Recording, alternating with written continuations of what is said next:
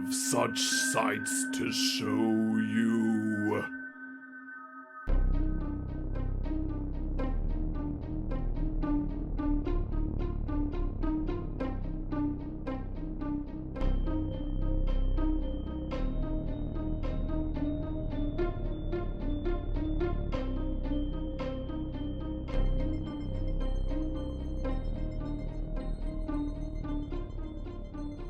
We're Poppin the Scary horror podcast here. I'm your host, Coale, and with me as always, I have my good friend and co-host, Aaron. Aaron, greetings, my friend. Hello-ski.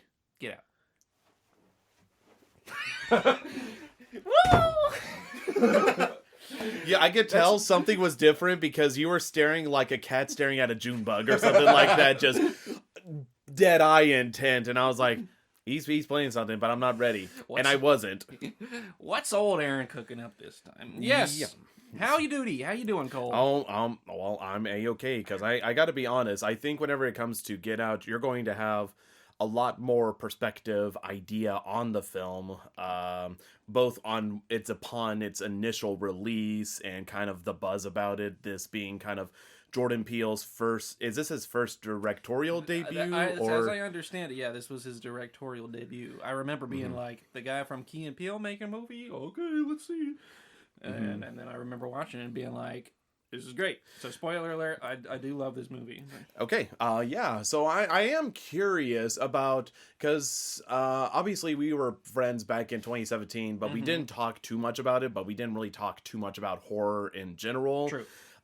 So what made you want to see this film, given that your natural inclination was not to seek out horror films? Yeah, well, I think this one is sort of an interesting genre because it is more of like a thriller, and I did watch, like I like The Sixth Sense and like, Alien and those sorts of movies that we have reviewed on the podcast that I'd seen before. Wasn't like in my brain as like, this is horror, And so even though, you can't deny that Get Out is horror. It just wasn't really horror coded in my brain. I was like, oh yeah, this is gonna be like watching Psycho or something. There was a lot of buzz about it, and people were like, this is pretty good, and I like Key and Peele, and I was like, why not? The premise sounded interesting, so I took a stab at it and thought it was very well put together. Okay, awesome. Yeah, I kind of had a similar experience, especially since I was finishing my final year up at college at the time it came out. And, a lot of classes I was taking was like humanity inclined and everything. So, of course, this was going to be like a major talking point because obviously... yeah, it was basically a big deal, Jordan Peele coming out with this film, his first horror film and everything. And not only that, it's not just a horror film. There are definitely several layers to it and everything else. And I heard lots of people talking about it before I watched it, and I ended up just renting it a little while later. And both my wife and I liked it a ton. We were like, oh, wow, that was really good. Just had a lot of good stuff about it. Now, granted, I have not seen it since 2017. I have not revisited it since then. No reason as to why or anything else like that. It's just one of those films that I'm like, oh, holy cow, it's been like over 5 years since I last seen this film. Definitely need to give it another watch, because I even bought the 4K like about a couple of years ago, knowing I was wanting to rewatch it. But I thought this podcast was the perfect time for both of us to talk about it. Yeah. Not only in the sense that I know you like the film, but also you have experience with it, ideas about it, and seeing how it translates years later. Because when's the last time you've seen this film, Aaron? Well, this is an interesting one, because I have seen this movie. I was thinking in the car, how many times have I seen this movie? I think I've seen this movie 4 times. Wow. Or no, maybe this will be the 4th. Yeah, this would be the 4th viewing after. And the last time I watched it was like probably just under a year ago. So I'm coming in with a little bit more fresh than I am normally, a little more context than I do normally have. So. Yeah, in all honesty, I think you might be more ready for this episode than I am. Yeah. Well, it's funny because I haven't really latched on to any other of Jordan Peele's works. I enjoyed them, but I've only we saw Nope on the podcast. I haven't watched it since. I watched Us was the one he did in between. I saw that in theaters and didn't bother to watch that again afterwards. Mm-hmm. It's just like, but this movie, it was just such a lightning in a bottle kind of moment that I've sought it out multiple times. Okay, cool. Yeah. I'll be very curious, and it'll be kind of nice, I'm sure, to get your thoughts kind of logged in and everything else, especially if you've seen it like multiple times as you have.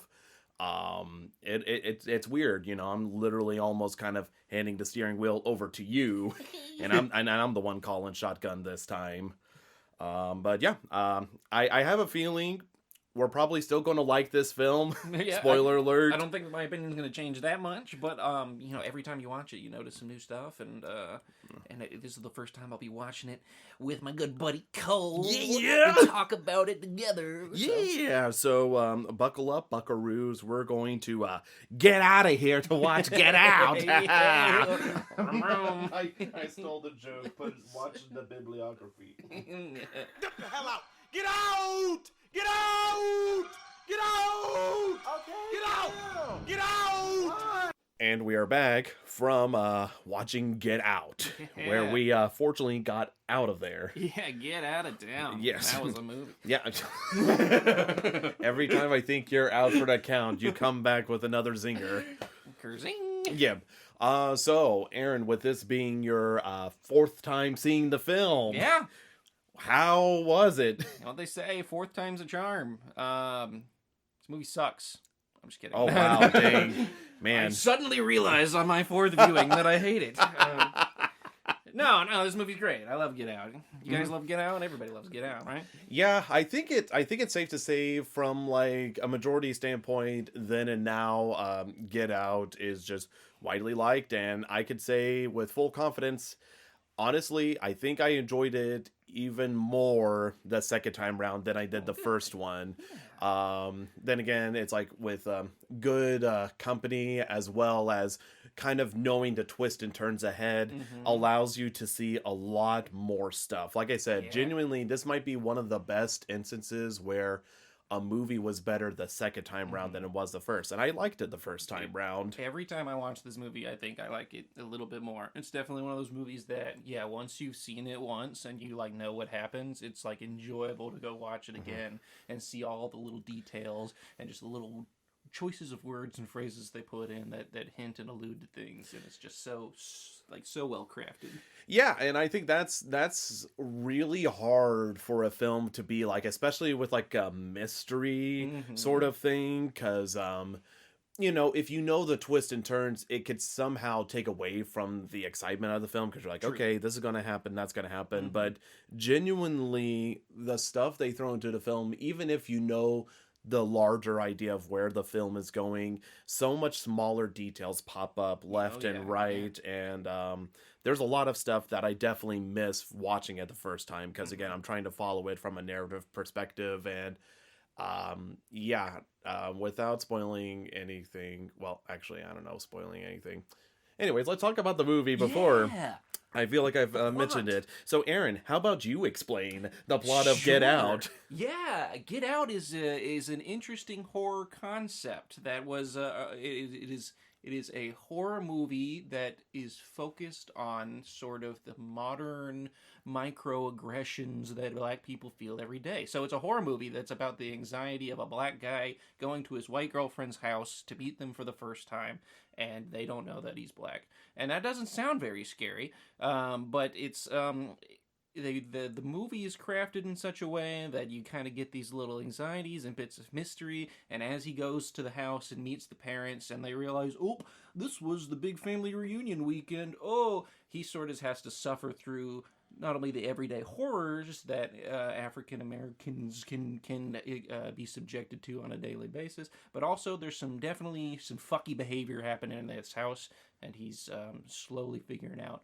what exactly is going on here? See, that honestly, I'm happy you explained the plot because it's way less stress off my back that I clearly explained the storyline without spoiling anything. I think with this plot, I like it a ton because we've definitely seen films where like the girlfriend brings a boyfriend home and they're like a little nervous on what the reception will be towards the new boyfriend, especially whenever it's discovered like this is like my first black boyfriend and everything. And I like it because it's such like a relatable concept, just like getting to meet the parents for the first time, kind of stresses and stuff. So the way they're able to twist it to where it doesn't feel like any film you've seen before doing this sort of plot line, I just think it's fantastic. And I can't honestly name a lot of horror films particularly that take on this plot line. Yeah, like we just watched a movie that plays on sort of race relations. That was a horror movie in Candyman. But I don't think there's another movie like this where sort of the source of the horror and general anxiety and suspense in this film is just about everyday race relations. And it's not even like super racist. It's not like he's walking in and they're just like N-word. Yes. It's just like, it's like they seem well-meaning, but just the way, like the little things come off as hostile. And it just, the hostility builds and builds and builds. And it's a really fascinating like thought experiment for how to make a movie, and it could go poorly so easily, but it just doesn't because Jordan Peele just pulls it off. Yeah, I think it's so funny because this film masterfully is able to put a lot of unease and suspense in a way through compliments. Right. Like, but it's almost to the point that it's like just pandering, but it's right on the precipice there. Like it just doesn't feel like it goes too far forward or whatever, because I feel like a lot of times, especially whenever they touch on race relations, they sometimes beat you over the head like with a baseball bat. The movies will, yeah, absolutely. Just to exemplify like where this person stands on race relations. However, like that was the one thing I remember in college everybody was really grasping onto, was the fact about like,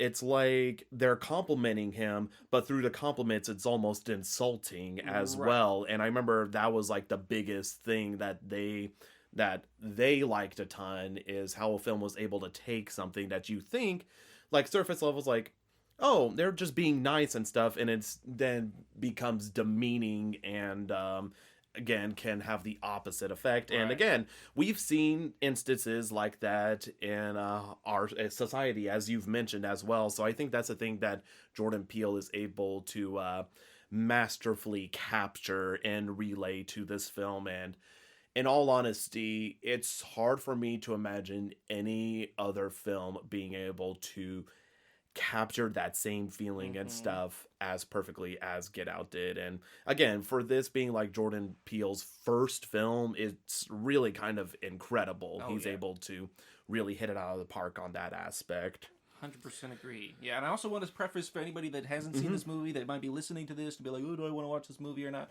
This is not like it doesn't go that far one way or another. This is not like a white guilt film, It's not like you're going to sit there and be like, oh, gee, I feel so bad for being white because they're saying that's bad in this movie. And it's also not like the complete opposite of like, well, this movie's not really for me because I'm not black or whatever. It does a great job of really encapsulating these issues that are specific to the African American community, but in a way that's enjoyable, that anybody could sit down and watch. Yeah, I'm super glad you mentioned that to the audience as well, because I do feel like, especially, being someone that is white and everything, it's one of those things that I am very supportive that art is like this is able to be made.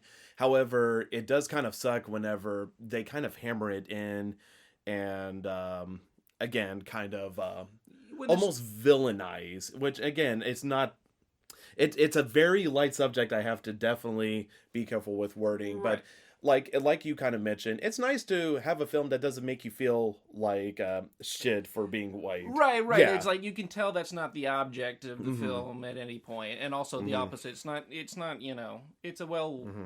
balanced film. That's just an honest Mm-hmm. and open, like, here in a fantasy setting. Like, here's an Mm-hmm. honest interpretation of one of the micro struggles that the various forms of unintentional racism that somebody would have to go through that then turns into an actual legit spooky horror film. But, Right. Yeah. And so that's mostly what I'm saying and stuff, cuz like whenever it comes to works that does criticize how society currently stands whenever it mm-hmm. comes to racial tensions and everything, it's one of those things that they do have a right to have an outcry and sort of like disagreement on how it currently is and Sure. everything. However, I think for a film to like not only be able to speak that message loud and clear, but also just feel like just a good story in Yeah. general. It Oh doesn't yeah. feel like this was just made as a political Yeah, yeah, message. you're not like watching some fucking after school special or something. It's like Yeah. racism's bad, kids. It's not like you could easily watch the movie and not like feel wow, there this is quite the woke feature I'm watching. Right. Yeah, it's like genuinely like it felt like I have this really cool idea story that also has several layers to it. Just I Mm-hmm. think it's honestly just very masterful Absolutely. overall Yeah. how it is, and so I think you know it it's already deserved a lot of praise, but in all honesty, you could just keep praising this film. Yeah. That's honestly how I feel about it, and definitely happy I finally got around to watching it again. But yeah, I guess we've talked a lot about how great the story is overall and just the many layers to it, and I'm sure we'll like dissect the layers more and more as we continue talking on about the film, For because sure. there's a lot to uncover. But I guess we'll jump over to the characters real quick, Yeah. and obviously we got to talk about the leading man, Daniel Kaluuya, Mm-hmm. who plays the character Chris, who is the boyfriend of the film. And this was the first film I believe I ever saw him in, so I Mm-hmm. didn't really know how he was or whatever. But I think he really has a very difficult role because Chris himself is very much more so an introverted person. Mm-hmm. And I think it's hard to play an introverted person and keep them very interesting and Right. enjoyable to watch, as opposed to feeling like Avatar player that you're Sure. just Right. experiencing the Right. story Yeah, around. especially as the lead. Yeah, that's definitely a difficult Mm-hmm. role to pull off. And it's just a difficult role in general, not only because of Mm-hmm. the content, the subject matter that we've already discussed, that it can be difficult to portray to a larger movie going Mm-hmm. audience.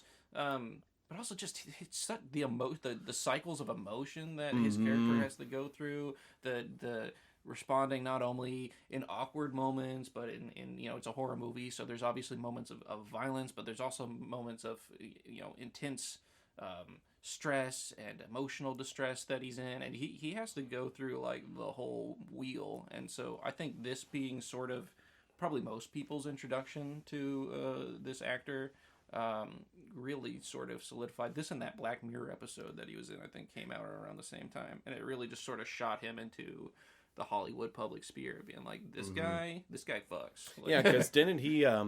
Isn't he a part of the MCU?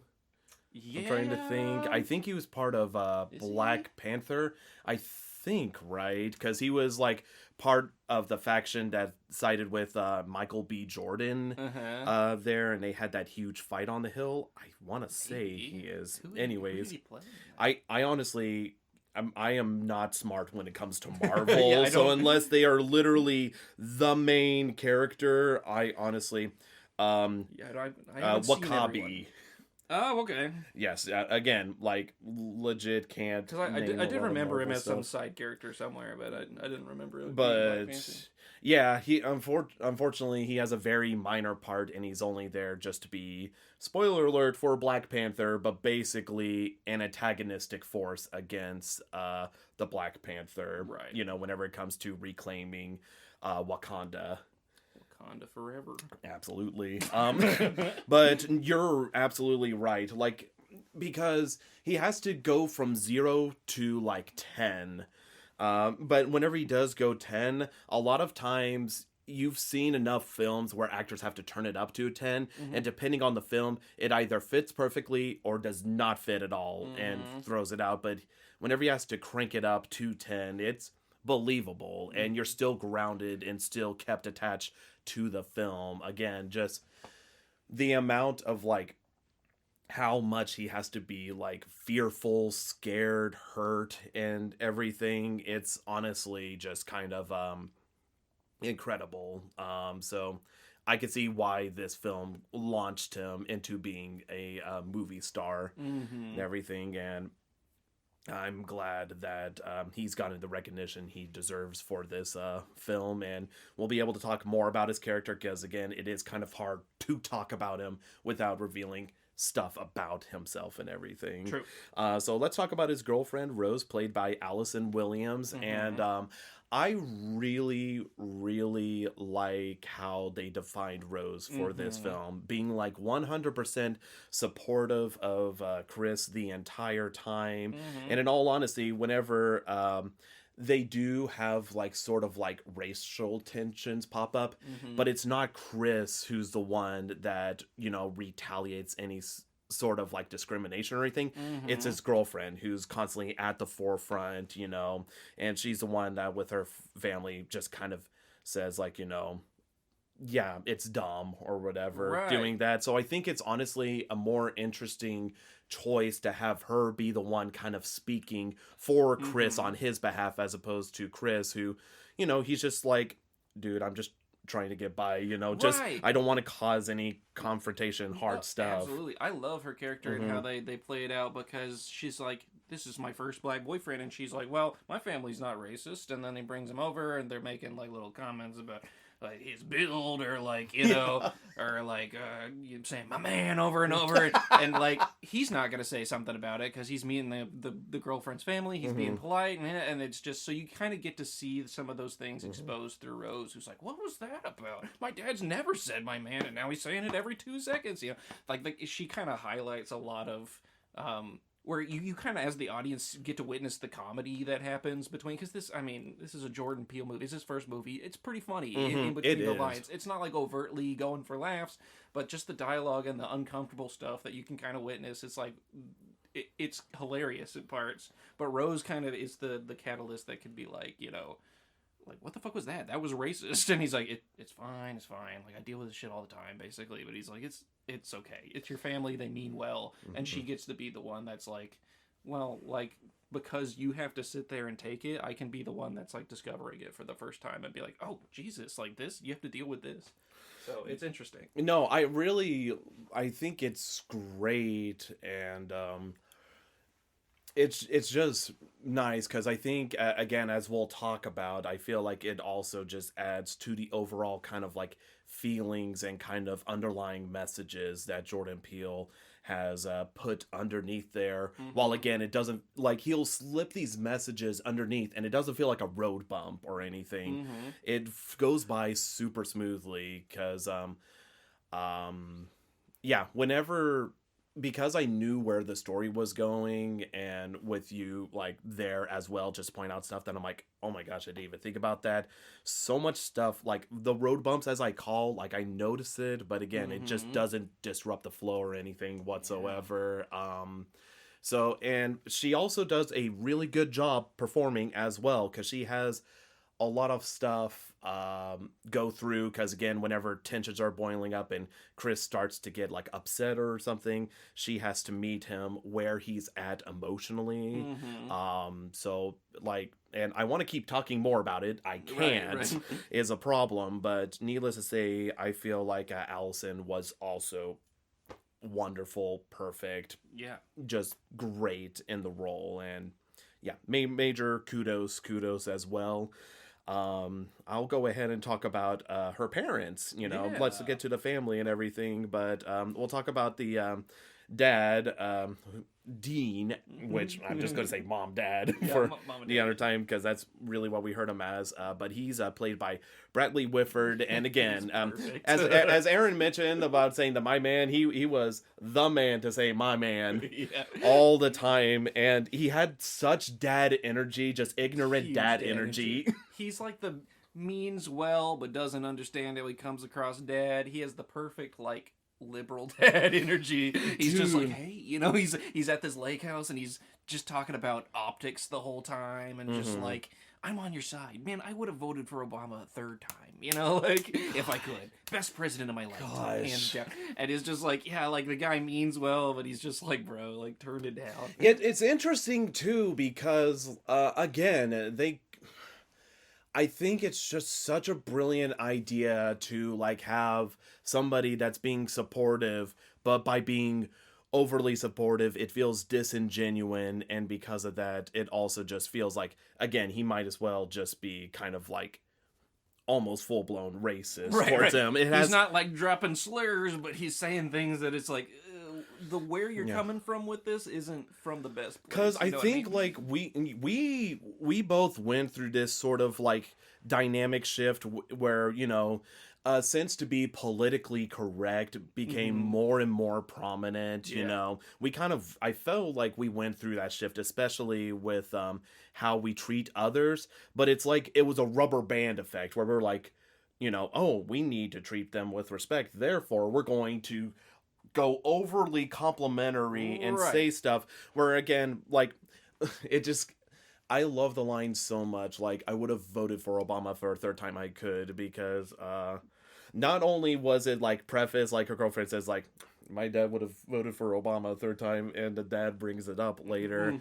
But again, like, that is stuff I have legitimately heard. Right. And it's all about the context, because it's not like they were talking about politics. He's just like talking about something awkward, and Chris is like, and then he's like, I would have voted for Obama a third time. Yeah, like it's all about the context of the situation. It's like, you're telling me this because I'm black. Yes, this is supposed to make me feel more comfortable or something. Yeah, because as opposed to like respecting Chris as like a person, maybe asking more about his interests, like photography or something. Right. He decides to be like, I'm going to relate to him by talking about Obama. Right. Yes, and so I just feel like that's just brilliantly captured, and again, kind of captured the flaw of trying to be overly politically correct and kind of, again, feeling like you're respecting someone who is black, but again, just going so far. I mean, that's going to be a constant thing I do bring up, but I think it's just a super smart, brilliant idea and a great observation Jordan Peele had about society during that time. And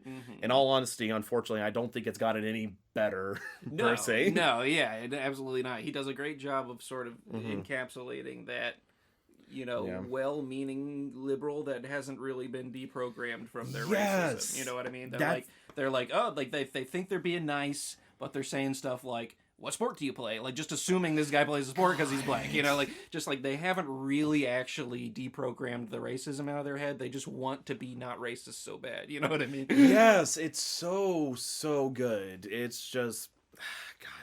Like, literally, we could probably print out an entire list that could go on for a couple of pages of every comment that's made that is demeaning. But again, because it's constant. This movie's just full of it, and it's a lot of where the humor comes from. But. Yeah, and again, it's like, if you're not really looking for that sort of stuff, it can glaze right over you. Because, I mean, I'm going to be completely and totally honest. First time I watched this, a lot of those, like, words, phrases, sayings kind of glazed over me. Because it was just like, unless it was super specific, like Obama or something like that, it kind of glazed over. Because, again, I'm not focusing on it. But whenever you perk up your ears for anything like that, it just literally hits you like a freight train every single time. But, again, that's only if you're listening to it. Because if you're not, it just goes right through, and I think that's kind of more powerful. Absolutely. Just being able to do that as opposed to having literally hitting you over the head with statements. I think it's brilliant to do that in a thriller mystery type movie where you already have that sort of atmosphere in the script to begin with, where like you can not be paying attention to a mystery and then you rewatch the movie a second time and you go, oh, they were hinting that this is going to happen and that this is going to happen. They like do that with the dialogue, not only with like, oh, they were hinting at future events or events that have already happened that the audience doesn't know about yet, Mm-hmm. but also just in the dialogue of like, oh, like this character doesn't really realize what they're saying, or like that Yeah. how this could be interpreted, and as you watch it more times, you pick up more on like, oh, that's a funny comment, or like, oh, that's awkward, why would you say that, you know? But comes off maybe innocent to on a first viewing or to a certain audience. So Yes, exactly. And especially whenever the film came out, like being overly politically correct was like a newer thing that was being brought to people's attention and everything, as opposed to as you mentioned, this film's going to be turning 7 at the end of yeah, February. yeah, it's So older than I think it is, 2017. yes, and I think that's awesome. That's really awesome, and that's the thing I love about films that can still stay like relevant years later.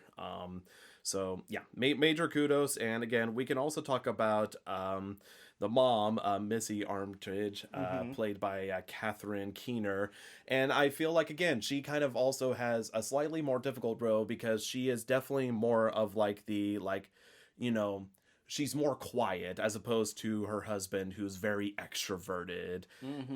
And she pretty much is quiet and almost seems like an intermediary there, where she's still like super complimentary, but she's really shrouded a bit in a mystery, because again, you can't read her. It's like she has a poker face, but you could tell she's like, just trying to be the peacemaker, smooth things over.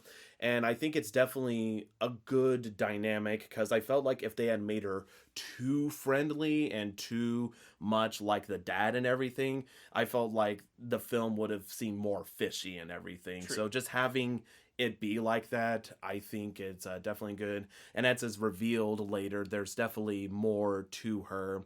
And I feel like whenever films like mention like, oh, this character's actually this or that, it feels like oh my gosh, I'm trying to think. Similar to Candyman, whenever they were walking by the burn pile, and you're like, okay, that burn pile's going to appear later. Right. This felt more organic and natural, that she's like, oh, I'm a psychiatrist or whatever. And you're like, oh, I'm curious about if that'll lead to anything at all. It felt more organic and believable, not just weird, like, oh, coincidentally, she's a psychiatrist. Right. And I think it's really helped by the fact that in the writing department, I feel like very few words go to waste. You know what I mean? Like almost everything is packed with context or foreshadowing or something. There's like meaning behind every word. There's not a lot of just idle chit chat for idle chit chat's sake. So whenever you have a script that's that well crafted, you don't even notice when it's like, oh, they slipped something in, because they're always slipping something. It's all relevant, Yeah, and I'm so glad you mentioned about the script feeling like no words go to waste, because I think with one particular character, there could have been so many opportunities of stuff they were saying that you're like, that was pointless or doesn't make sense or doesn't add up. So I think you pointing out how neatly packed the script is, tightly, is definitely a good motion. And so I want to talk more about Catherine's performance and everything, but unfortunately I can't really talk about it, because again, it pops up a lot in spoilers there, again, because mystery, not That's able always, to talk too much. Always the bane when we do an episode on a mystery type thriller. Yeah, it's just definitely like, just stay with us, and everything. So I guess to finish up the family, we could talk about the brother, Jeremy, who's played by Caleb Landry Jones, and he did such a good job of making me so uncomfortable right from the get-go. Just, you could tell like this dude is unhinged. And again, I love that Jordan differentiated the family members each and where they're at differently, as opposed to all of them being unanimous and like all have the same mindset, because this dude just gave me the creeps. They just made him look so unhinged from the beginning. Because really he says hello, but like the first time you really get to spend time with him, he's like drunk at the dinner table and just like unfiltered and just saying things. He's like hyper focused on Chris, and he's like, this is really uncomfortable. Yeah. And I think that is good. It like almost, like, I felt like the suspense of the film would have suffered if, again, like, there was no tension from Yeah. any of the family members, if they were all positive. So having someone just be like a jerk like that and almost antagonistic right from the beginning, you Mm-hmm. know, of meeting him, I feel like is just super brilliant, because that just immediately puts you at unease, Yeah. and they keep that fear like instilled in you. So I think that's just honestly kind of brilliant. And again, this dude just creeped me out every single time he was on screen. Like, I feel like a lot of times whenever actors are given the bill of like, oh, you need to be unsettling, creepy, Mm-hmm. they aren't able to do it. It feels like they're hamming it in. But this Yeah. dude genuinely felt like he was off his rocker Mm-hmm. a bit, and just kind of a punk. Yeah, he So definitely has a troublemaker vibes, man. yeah, and so I honestly have to just give major kudos to him. He's doesn't have a lot for in the film per se, but Mm-hmm. the parts that he does have, he literally makes the absolute most out of it, and Yeah. so you remember him. Because I remember the first time watching it, I was like, I remember that dude was creepy, and then Yeah. watching it this time, yep, Yep. yep, still I creepy. don't like his vibes. Yes, has bad vibes going on. And we'll go ahead and I just got to talk about this dude, because Mm-hmm. he might, it's so hard to say like he's my favorite character or Mm-hmm. actor of the film, because everybody does perfect. But dude, Lil Ray Howery playing Rod, He is the comedic relief, he and is he does a great job. so good. And I think, like, in all honesty, it's good because, like, if I'm being completely honest, as much as I love the horror genre, Mm-hmm. sometimes the comedy is an absolute miss. Like, the people that are Mm-hmm. supposed to be funny come off as too obnoxious or Mm-hmm. annoying or unfunny. Oh yeah. But not only that, and again, obviously, there's no way you could tell me differently that this wasn't influenced by Jordan Peele's own sense of humor that he Mm-hmm. has. And I feel like there's something about comedians and them being able to tackle dark topics like this that they're Mm-hmm. able to do so masterfully. There's just something about just finding the funny things in life that's able to allow you to see the darker things in life. And I Mm-hmm. think that's just kind of role of comedians. But with that being said, you mentioned the script. Mm-hmm. I feel like there were zero jokes in this film that felt like filler or fluff, or like Right. this was just a funny joke that Jordan thought of that he's like, oh, I got to put that in a script. No, Right. it genuinely flowed naturally with the narrative and what the character would say in that instance. Mm-hmm. And like, it's just good funny acting, good jokes, and perfect delivery. Like, as you mentioned, he is like the best friend you could have Yeah. in your life there. Yeah, we all need a character like Rodney Williams? Right? Yes. Yeah, Rodney Williams in our life. T.S. motherfucking A. Yes, it's so good. It's just so good, and he's such a good character. Yeah. Like, I feel like a lot of times comedy characters kind of get a bit of the short stick whenever it comes to stuff. Now, granted, there's obviously horror films that have comedy in it that I absolutely love, like whether it be like Army of Darkness or stuff like that. So, Mhm. obviously, horror and comedy could go together like peanut butter and jelly. Right, right. However, sometimes the comedy does suck, but Yeah. this is honestly perfected comedy. It came at perfect moments, because again, I feel like for a film like this, you can't, I mean, they could have just made it straight shot, straight lace, not funny at all whatsoever, but it's just a perfect mishmash of it. And the jokes just land. Mhm. Like, every single one of them landed for me. And it, I could just keep gushing on about it. I don't even know what else to say about it besides it was spot on perfect. Yeah, absolutely. Yeah, let's talk about the people that help work for the Armitage, Mhm. Walter and Georgina, played Mhm. by Marcus Henderson and Betty Gabrielle.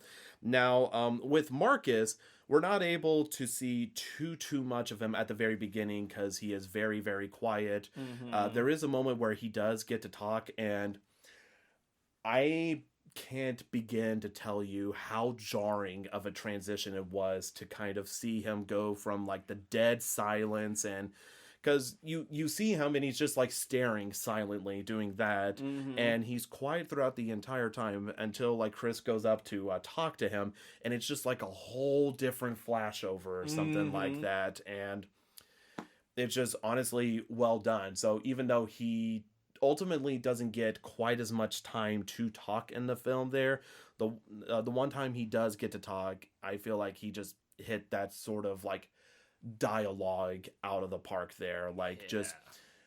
both actors had such a way of being so Yeah, unsettling that's with exactly what I was gonna say. friendliness. Just yeah, just unnerving, but like Mm-hmm. not hostile in like a direct Mm-hmm. way. I think after he has that conversation with Walter, he actually goes and talks to his girlfriend, and he's like, dude, something's wrong. Like the dude's whole vibe is hostile, and she's like, what did he say? And he's like, it's not what he said, Yes. but it's how he said it. You know what I mean? And she's Mm-hmm. like, okay, whatever. Like she doesn't really get it, but whenever you watch that scene and then you see the scene afterwards, you totally get what do you mean. Like yeah, like that was just like, what is wrong with this guy? Like nothing he said was like wrong, except for the part where he's like, now I'm gonna go mind my own business. Yes. Oh my gosh. It's so like, and again, like I feel like whenever they do try to do stuff where they like make them overly friendly to basically being like intense to deal with, it just sometimes again just feels shoot in or like Mm-hmm. like does it just feels like the actors just being like, okay, you're supposed to be creepy and Yeah, everything. let me hunch around and Yes. or like but it's none of that. It's just like genuinely like right across the line of normal. You know what I mean? Where it's like this guy's off. This is off, Yes. which is perfect, and that's what the whole movie is about. Is just being slightly everything's slightly unsettling. Yes, and I felt like that's done perfectly, and I can't forget about Betty Gabrielle's performance as well. I mean, I think it's just easy to say she also has a very, very difficult performance to portray where she does the overly friendly, but you know there's something deeply disturbed inside of her. Mm-hmm. And I obviously like that was another thing that whenever the film came out, everybody was talking about is like the one scene whenever she apologizes to Chris Oh yeah. um, about a misunderstanding that occurs, Mm-hmm. and what happens in that scene. And obviously, that's a standout scene for a reason. But I just feel these people had a really, really difficult sort of portrayal they were supposed to do to help deliver the overall vibe and feeling of Mm-hmm. Get Out, and all of them literally just brought their A game. I would be very, I need to listen to this film on commentary because the Yeah. 4K I have has Jordan Peele giving the commentary. Oh, that's gonna be But interesting. yeah, I sincerely just need to watch it to see if he says anything about how many takes it took or people's Mm-hmm. performances, anything like that. Because again, the way they're able to capture the overall feelings and Mm-hmm. emotions and everything, I'm like, good Lord Almighty, I can't even begin to, because even me with the acting I've done, just being like, how in the world would I pull off this vibe and everything? Yeah, So yeah. I feel like Betty, I mean, honestly, all the actors deserve praise and stuff, but especially Betty Gabrielle for having like, especially that one moment. I feel like that's Mm-hmm. definitely her moment of the movie and everything. It's just like phenomenal and everything. Oh yeah. Yeah, and moving down, I will mention two more actors because I just realized I've seen obviously one of the actors, well, both actors I didn't realize were in the film, but Mm-hmm. for different reasons. But one of the actors that appears is, like you mentioned, Stephen Root, who plays Mm-hmm. Jim Hudson, who appears later in the film at the family gathering and everything. Mm-hmm. Which, in case you guys don't know, he plays a what is it?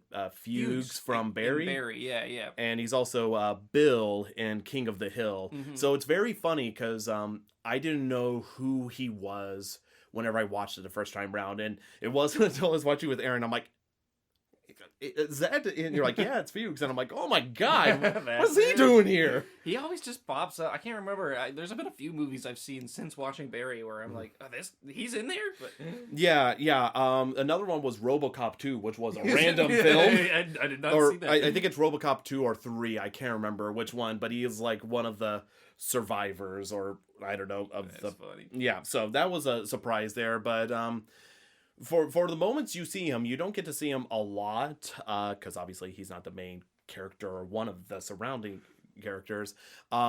He has a really good he it's so man, it's so hard because I have to like literally dance around, but he does a really good job with his performance. He, for having very little time to develop as a character, you feel like you understand his character entirely. Like just from the first moment you meet him, you know how he grew up, everything that's happened in his life, and where he's currently at. And again, he helps just kind of add overall tension later on in the film. So I just had to mention it because I was just like, dude, just Stephen Root there. Holy hell. But another one that I just found out that like because I didn't know his name or whatever is Lakeith Stanfield, who plays Andre in the film. Which you actually see him at the beginning of the film or whatever. It's so bad because I didn't realize he was in this film, but the film I did recognize him from was the new Haunted Mansion film.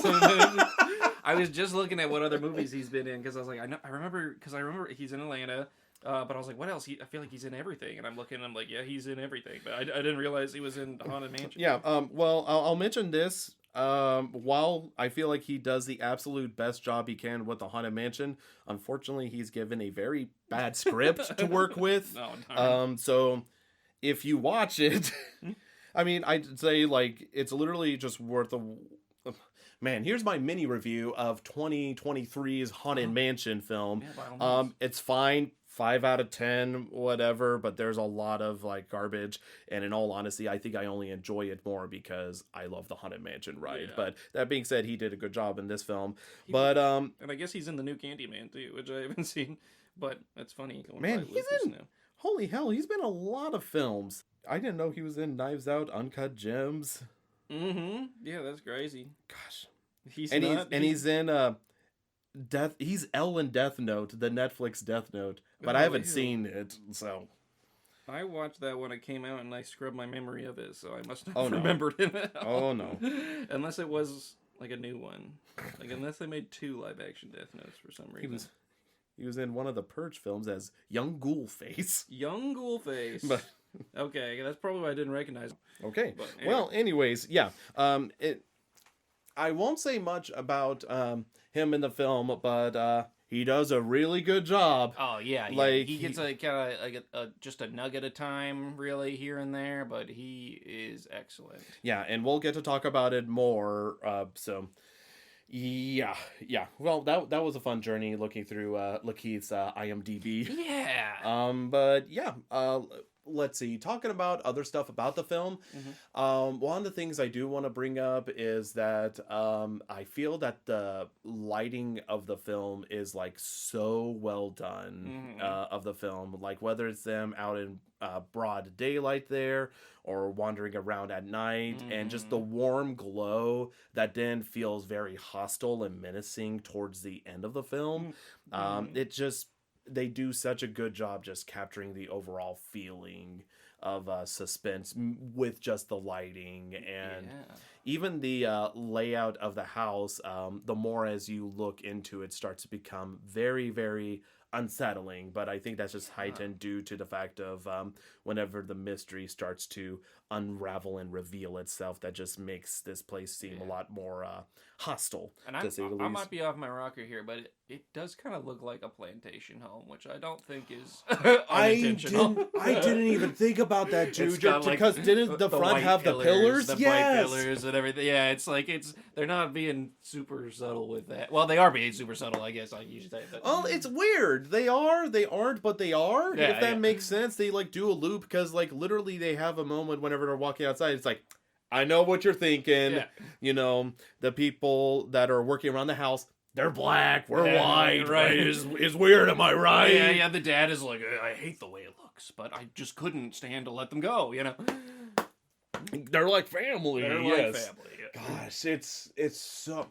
Man, I didn't even pick that up, but yeah, that's absolutely correct there. And so I just feel like a lot of it is perfect. One of the other things that I am very surprised by is how much the jump scares got me in this film. But they could have felt cheap, but it's just right on the precipice of feeling like, I don't know, because I had that feeling of like, oh, you got me film, but I wasn't completely like, like, that's such a cheap shot or whatever. Yeah. Um, I feel like there's only one that's like just kind of complete chance, you know what I mean? Like yes, yeah, the hallway. oh, I was thinking of the deer in the beginning. Oh, yeah, that too, yeah. I was thinking of the one in the hallway. That one really took me by surprise because I remember the deer, even though it still unsettled me and everything, where I was like, oh, jeez, doing that. But yeah, the horror is definitely real and everything, but I feel like the thing that's nice about this film is that I still feel like this film is accessible even for people that are really scared of horror. Like, Yeah. it has just enough horror, but without making it be like, oh, I can't watch this anymore. Right. There are yeah, I can't really say much without giving it away, but Mhm. there are very few, scenes that you would classify as typical R-rated horror, you know Mhm. what I mean? There's not any sort of Yeah. significant, at least in what they show on the camera, there's not any like there's not a lot of significant gory, bloody, awful, Yeah. I gotta cover my eyes kind of Yeah. stuff, but It's kind of like The Shining in a sense, where, yeah. there's not a lot of explicit, like, horror stuff there besides a few scenes and everything, but you still feel that suspense, tension, and horror. And, Throughout, it's yeah. funny that I mentioned The Shining because the opening credits with, like, the blue letters and used it gave me very Mad Shining vibes because Yeah, with it like the used that. chanting music in the background too. Yeah, and not only that, but like the font color they use for The Shining looks exactly like the same color as the Get Out. Let me see if I can try to find it. Yeah, see right Oh yeah, there. you're so right. So I'm curious if this would also be an inspiration to Get Out. Sure, yeah. I think he has mentioned that he really likes The Shining. I want to So say you're right about that. so yeah, I think it's definitely good horror levels. Like, it's just it's very nice palatable horror for general audiences, Yeah. I feel Oh, yeah. like. And I think that's important. Because I want others to see this film. I think it's just good because, like, even like, this is the brilliant thing about the movie. Even if you took all the underlying messages away from the film, away from everything, it would still be a solid film. Yeah.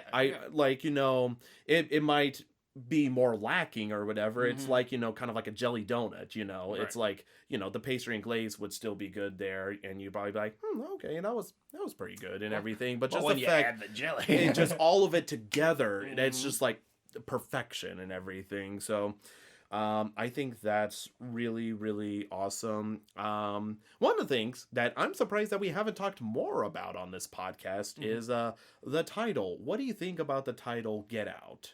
This is one that I feel like was pretty novel for Jordan Peele's first film and has now become sort of like a thing he does with the addition of Nope, where they're like, we're going to put in a phrase that's pivotal in the movie, and then when you hear it, you're going to do the Leonardo DiCaprio thing where you're like, he said the title of the film.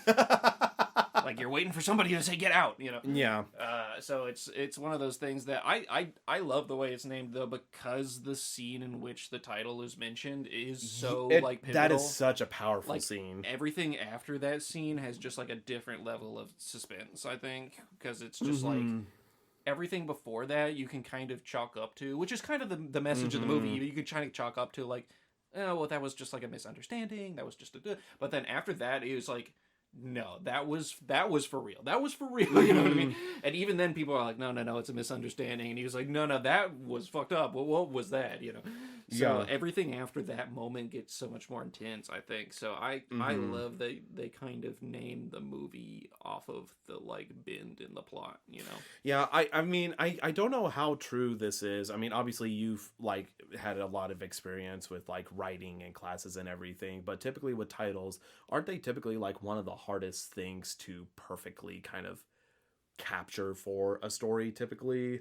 I mean, it's always difficult coming up with a title. Coming up with an ending, those are the two things that people struggle with a lot, even though they seem like a smaller task. Like, let's just wrap this up, or let's just put a thing on this. I mean, people judge a book by its cover, so if this was called Poo Poo Pee Pee Land, it probably wouldn't have sold, as many tickets as it did. So the title is really important in just grasping someone with that hook or whatever. And for a horror movie, I mean, you can name any horror movie Get Out and it would be interesting, but how it's used in this context I feel like is masterful. Man, and this is really difficult, but I do have to mention this because I feel like this is important for people who have not seen the film. But in my opinion, like you mentioned, title and endings are very hard. And I have to say about the ending of this film, I think it is honestly just great. Like they could have ended it. Because legit, oh my gosh, I just want to talk about it. With the way it was set up, I was thinking, we're going down this road. Yeah. And they They don't take what they could have easily grabbed, but instead go a different way. And in all honesty, I'm just kind of like thankful for. Right. I'm thankful for that for a multitude of reasons, as I'll get to. But it's important that I just mention that I feel like, you can have a lot of films that has like a great premise, great setup, great beginning, middle, and then the ending just like sucks all that goodness out. And then it's just like, yeah, trust me. We've talked about stuff like that, don't even get us started on the Star Wars tangent. But yeah. So, oh my gosh, dude, is there anything else you want to talk about this film before getting to spoilers? I feel like we've had to tiptoe across so many... We had to do that. I will say I do want to talk about the music a little bit. The soundtrack in this one kind of stands out among... It's not like most horror soundtracks, you know what I mean? I mean, some of it is stuff we've heard before with like the chanting and the kind of creepy vibes, but I love how that sets up just like the unsettling nature of, because that's when the opening titles roll and they're driving to go to this house and it's just woods and you hear this creepy chanting music. It's like, all right, like we're going to a place that doesn't make me feel very comfortable. I will say, I think the one little note I have is I love Childish Gambino's whole, was it Redbone, that whole album he did, and they have that song in there where it's like, and stay wow, they be creeping, and they play that, and I do feel like maybe now, 7 years later, that song got a little dated. Even what being woke means got a little dated. And it is sort of like the song that people associate with this movie. So that's my tiny little nitpick. It's just like, I feel like that kind of aged slightly poorly, and we haven't even aged that much. But I do love that song still. I do think it fits the movie regardless. But, it is just one of those moments where it's like, you ever hear like a pop song from like 10 years ago? Dude, and you're like, yes. Oh, this song sounds cheesy now. Dude, that is one of my biggest like nitpicks, is like whenever they take like a song and just put it in a film and it just throws you out. Like one of the things, and I think everybody can agree in the community that ever since Shrek 2, I Need a Hero has never been the same. Because especially whenever I was watching the Super Mario Bros. Film and they blasted that, I was like... It's just like, oh, just shoot me. Yeah, because it just didn't feel like fan servicey. It just felt like gimmicky. Right, there's always there's like trailer moments people have where they have like one song that's like just in every trailer. And whenever I watch trailers for like popular culture movies now and they're playing like, this is a dated reference, but they're playing some like, and the ceiling can't hold us, and the ceiling can't hold us. Yeah. And I'm like, wow, you're playing this. All right. It's just like, they're just playing the pop music of the hour. They're just like, let's put on some fucking Dua Lipa or something. It's like, I like Dua Lipa, but like, bro, this is this is just cringe. You're doing it to advertise the farting bird movie or something. Like, yeah. Yeah, that was the interesting thing because, like, watching this film, I enjoyed a lot about it, but there's always that critic in me that's like, well, surely I can't like everything. I'm really gonna analyze it and see if there's anything I dislike about the film. And anytime I thought I found something I disliked, I'd be like, not sure about that. Like, I would think about it, or something would happen, and I'm like, I retract it. Dude, that's what I was doing this whole time too. I was like, all right, I gotta find things to criticize. It's this film for me is genuinely hard for me to criticize. They don't leave a lot of stuff. And like that's the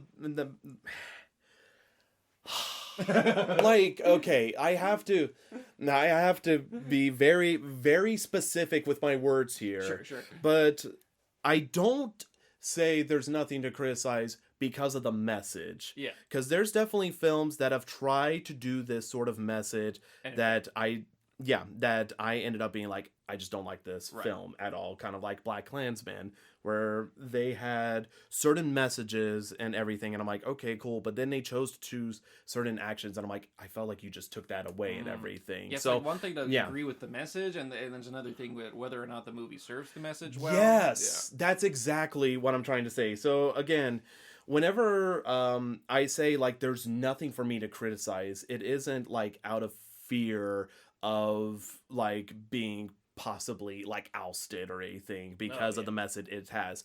It's genuinely coming from a place of, I don't have a lot to criticize with this film, like if I was being like unbelievably nitpicky and stuff, like did every joke make me laugh out loud? Right. No, but they still hit. They still hit, like, because I feel like whenever it comes to responding to certain jokes or something, like I might not audibly laugh, but I'm like, the exhale through the nostrils, and that's like considered a laugh, like success. Yeah, you might think going into if you've never seen a Jordan Peele movie before, but you've seen Key and Peele or something, you might go into this being like, oh, they're saying it's funny, I'm gonna be laughing out loud the whole time. It's not that kind of comedy. It's situational comedy often. It's like the words they're saying is not a joke, but it's like, why would you say that to him? That's kind of funny, Yeah.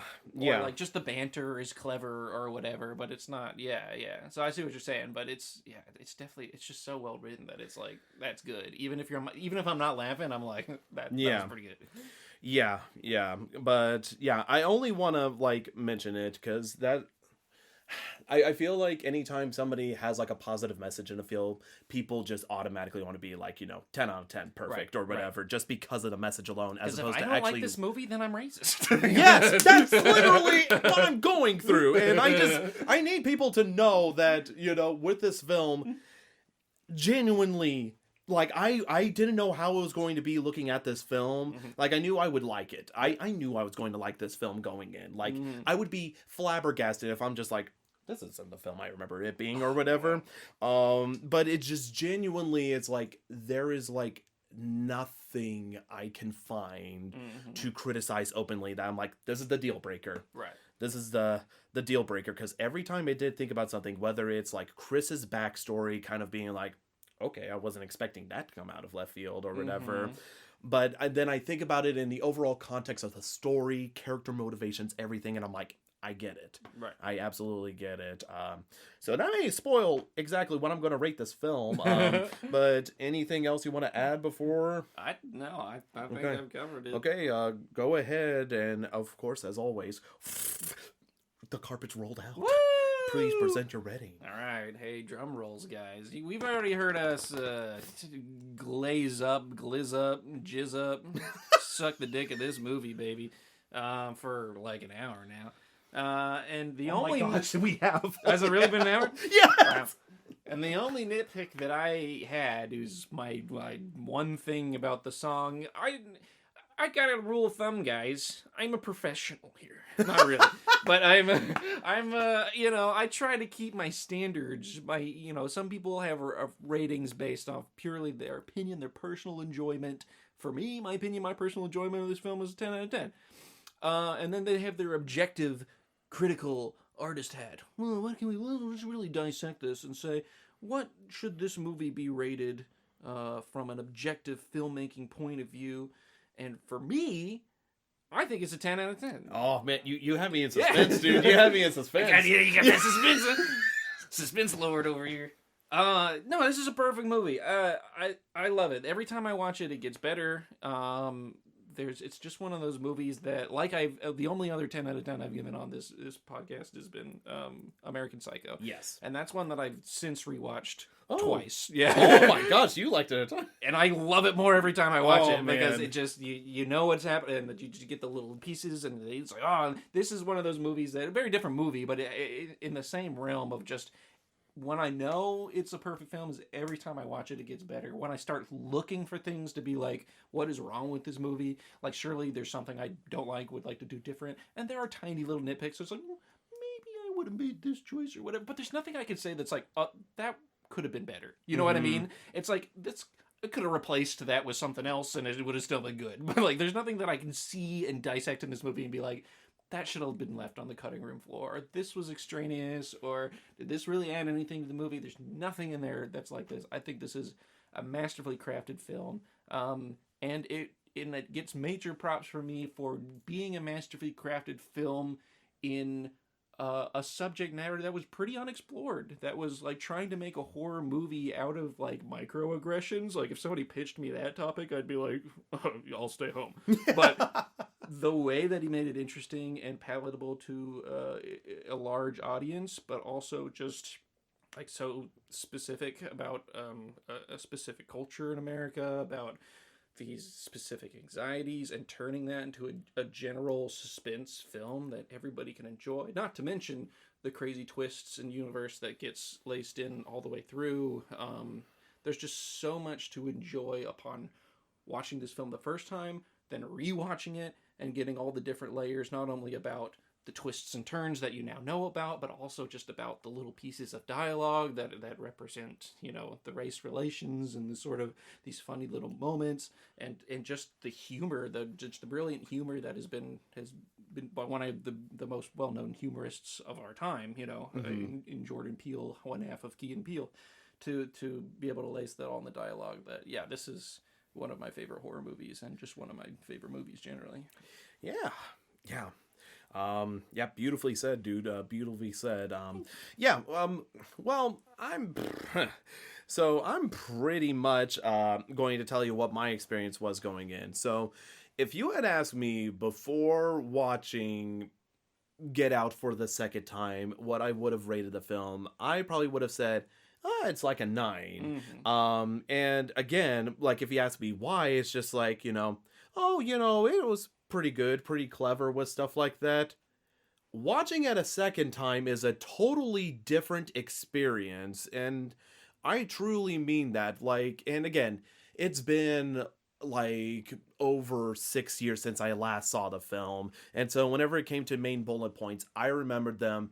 The stuff in between, I did not. And it's like, I think it had to do with me watching it the first time, the environment I was in, and just, again, just being like, okay, yeah, just go off, that was a really good film. Thinking about it, watching it, knowing where the story was, it heightened the experience immensely. I can't think of a lot of films that was genuinely like, oh my gosh, this is like even more elevated than what I thought at the time. Because again, it's like the first time, you don't know where the story is going. You don't know who or what the motives are or anything else like that. You're picking up the pieces there.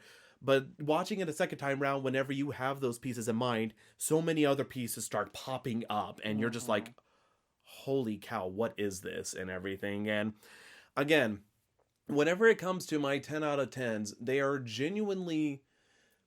are films that I look through entirely, and I'm like, is there anything I disagree with, that I don't like, anything at all? Like, it's literally, I try to make one's absolute rubbish and 10's masterpieces, like, practically in my mind and everything. And granted, I will say, like, there's been several instances, like, even on this podcast, where I'll give, like, a rating, and sometimes it goes up or down depending on more bullet points that are brought up, which I think is a peculiar thing, because I'm definitely glad you like American Psycho a lot. I feel like I need to revisit that film again to see if there's anything.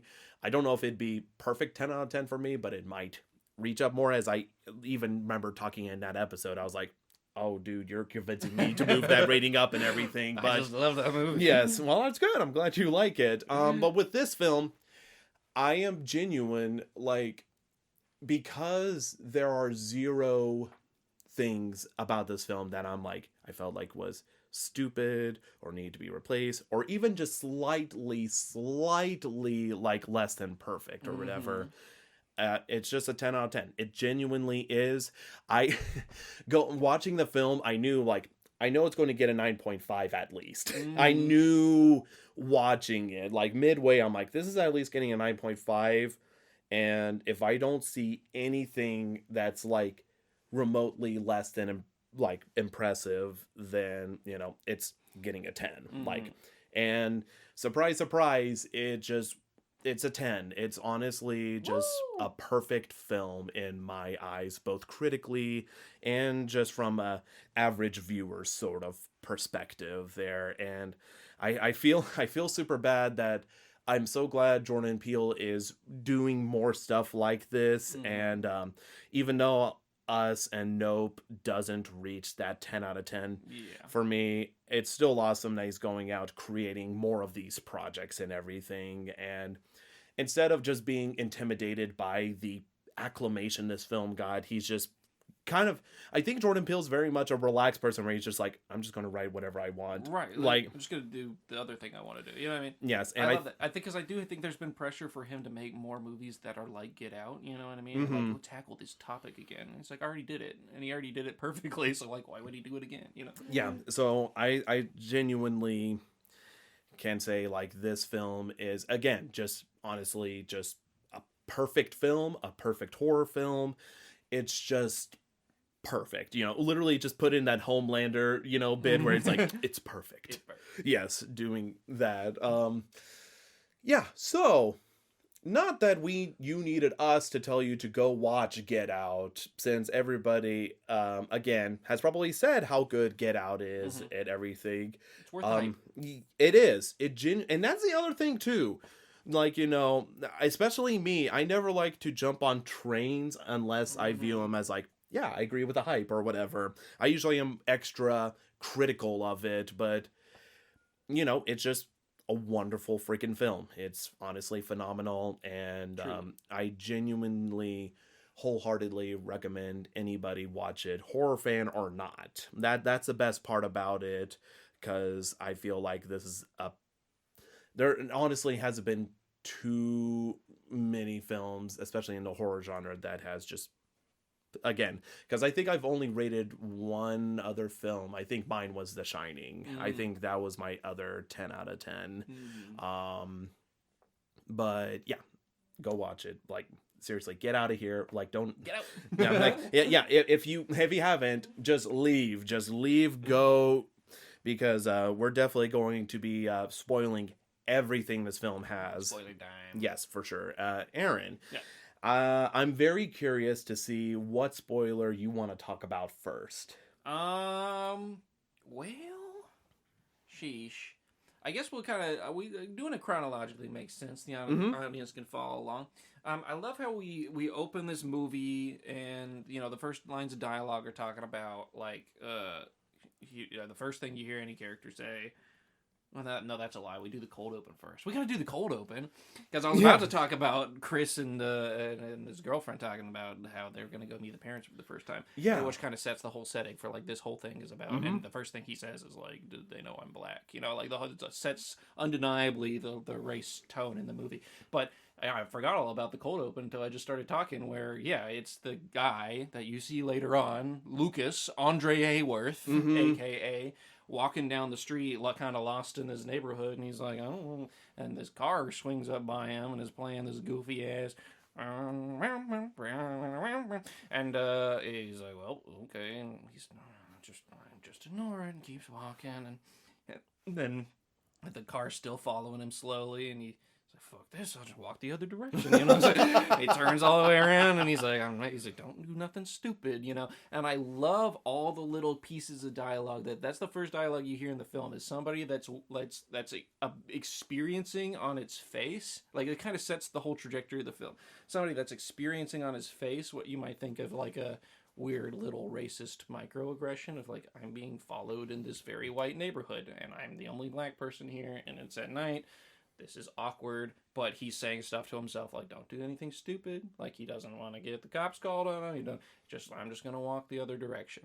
And then there's a twist, you know, guy in a helmet comes out, bashes him out with the back of the head and throws him in the car. And that's sort of the entire plot of the movie right there in the beginning, is like, oh, don't say anything stupid, gotta be polite, we're in white neighborhood right now. And then actually they're killing people and kidnapping them. Yeah. Which is like, sets up the whole plot twist of the movie kind of right there in a tiny little cold open. And then, yeah, I love that you find out later that that dude is the guy that says get out. He's like, you know, he's the first person you see that has had his brain swapped around with some white people, and that it was the brother that took him there in the first place. And I think here's like the brilliant thing I will say about Lakeith's performance is like, this shows like how good of an actor he is the fact that whenever you see him later in the film, obviously he's dressed different. It's in broad daylight. He has his face shaven and everything, and has a totally different demeanor to where, whenever I watch, like, in all honesty, I forgot about the cold open the first time I watched it there. Yeah. And so I was like, I knew about that one scene where he fears at the family gathering and everything, but because he is spoiler alert, not even the same person anymore. Right, you like forget that it's him the first time you watch. You're like, yeah. Like, Lakeith is so good at just being a different person entirely. And I cannot state how impressive that is. Like, you know, one of the very few things I liked about M. Night Shyamalan's movie Split with James McAvoy is how he was able to, like, literally change his physical appearance almost. Like, he's still the same actor, no makeup or anything, but because of the character he's playing, there's like almost like a physical mutation sort of thing. Oh yeah. And I feel like Lakeith did that's well in this film, because literally his walk is different, the way he talks is different. Like, it's just completely a different person. And just, can I say, from like an acting perspective, that is just absolutely phenomenal, mind-blowing, perfect artistry on his part. Because, and not only that, but he has to like swap back into, like, you know, his original character whenever Chris does like the flash photo, whenever he's trying to take a picture, like in the same scene. So he's all like, I'm a white old man in this body now, and then the flash happens and he's like just like rattled and just, get up, he's like fighting for his life all of a sudden. Yeah. And I feel like it's just done so believably, because I can't imagine that's hardly ever done. And in that moment, he Lakeith's character is not prepared to be on the conscious level or whatever, right? And so he's scrambling just to say something. And so we're skipping ahead a bit, but can I just talk about how much I love that scene? Because, you know, you don't as the audience at this point, first time viewing, you don't have the context that here's the big spoiler of the whole movie. Here's the mystery, is that this is all kind of an operation, and Chris is part of an auction, and this family just like kind of kidnaps black people and then has rich white people buy their bodies that are old and they are dying, and they swap the brains into the young black people, and then tada boo bada bing. So you don't know that at this point in the movie. And when you're watching it for the first time, and Lakeith Richards is like, he takes a picture of him, and all you know is that this guy's weird, and then he runs at him and is yelling, get out. Understandably, as an audience member, you might be like, Jesus, that guy is like attacking Chris, you know what I mean? But then whenever you watch it or you think back on it with the context you have at the beginning of the movie, he's saying get out as in save yourself, you know what I mean? Like, you got to get the fuck out of here, because they're going to do something to you. So I just love how so much of the movie is laced with that sort of like double meaning, or like misunderstanding is at the core of everything in this movie, where it's like, oh, he didn't understand that he was telling him like, you need to get out for your sake, you know, and not like you took a picture of me and I'm rattled and get the fuck out, you know. Yeah, that's honestly super brilliant, because I remember that scene freaking out and just being like, what does that mean or whatever. But again, because like I don't like, here's the other thing that's like also brilliant. First time watching it, had no idea what the twist was until the twist presented itself. Like literally as soon as they showed that TV set explaining the whole operation. Never in a quadrillion years would I've ever predicted the twist there. But here's the masterful thing Get Out does. They basically tell you what the twist is from Rod. And again, because he's the comedic relief, you brush it off as a dumb joke. But it's so brilliant. As soon as Chris tells him he was hypnotized or whatever, and he was like, what? Hypnotizing people, turning them to sex slaves and shit. Like, it's so funny because you laugh it off. You're like, that's dumb. And, you know, while it isn't 100% accurate, correct, the fact that it's just correct in general is just so brilliant, because literally they tell you at the towards the beginning of the film, like, whenever he even, like, even before that scene happened, because Chris calls and says, like, yeah, it was crazy, dude, but I don't want to smoke, so that's something. It's like, and then Rod's like, no, that's dangerous, because that's how they turn you to sex slaves. Like, it's before anything happens. They literally throw it right there, but it's brushed off as a dumb joke. Right, because it's been established that Rod just says dumb shit. Earlier in the movie, he was like, why are you going to this white woman's house anyways? She licking your balls or something? And he's just like, all right, bye, bro. Like, it's just so smart and brilliant of writing, you know. And even whenever, like, again, I think it's because, like, Jordan Peele knew if people rewatched it, it's like, how do I make this interesting on rewatch and everything? And it's like, what if I just have him say the twist? Yeah, just literally say the twist, and like people, you wouldn't get it unless it's so well done. Yeah, so much of the movie. And can I just mention as well, this is another thing that I just thought about now, the fact that Lakeith's character, because it's revealed later, he was one of the people dating, oh good lord, I'm already blanking. Allison. Yes, Allison's character, Rose. Yeah, Rose. Yes, you're good. Yeah, he was dating her, but he's not captured the same way that Chris is captured. He's captured, again, late at night in a neighborhood by the brother, which, of course, the song playing is like, you know, Run, Rabbit, Run. And, again, I love... Oh my gosh, so many dadgum good lyrics in this film. Jeez Louise. Kind of white people hunting down black people. Right. Now, I mean, he even has like a knight's helmet he puts on or something. Oh yeah, he's totally like Deus Vault pilled. He's on 4chan, you know this guy. Like doing that. And like I'll mention this again. We're gonna try to go chronological order, but there's definitely gonna be hop skipping. But that hunting motif and everything is throughout the entire film, even like to the point that whenever Rose leaves the house, whenever Chris is escaped, she looks like she's on a safari. She does. It's so brilliant, and it doesn't feel like shoehorned in either or whatever. It's just, okay. Yeah. I mean, a lot of the film is like even so. Hopping back to the beginning. The first like jump scare you see is when they're driving to the house and a deer jumps out and they hit the deer. You know? Yeah. And deer and hunting and stuff are like slipped into the undertones of this movie a lot. But what I love about that is that, you know, you don't know this yet as the audience on a first run through, but it's traumatic because they kind of did a hit and run on this deer. And you don't know yet that, you know, Chris, his trauma related to his mom being dead, which, by the way, Rose picks people without parents, you know what I mean? So nobody goes looking for him. Oh my god, why am I so stupid? How did I not know that? Oh my god!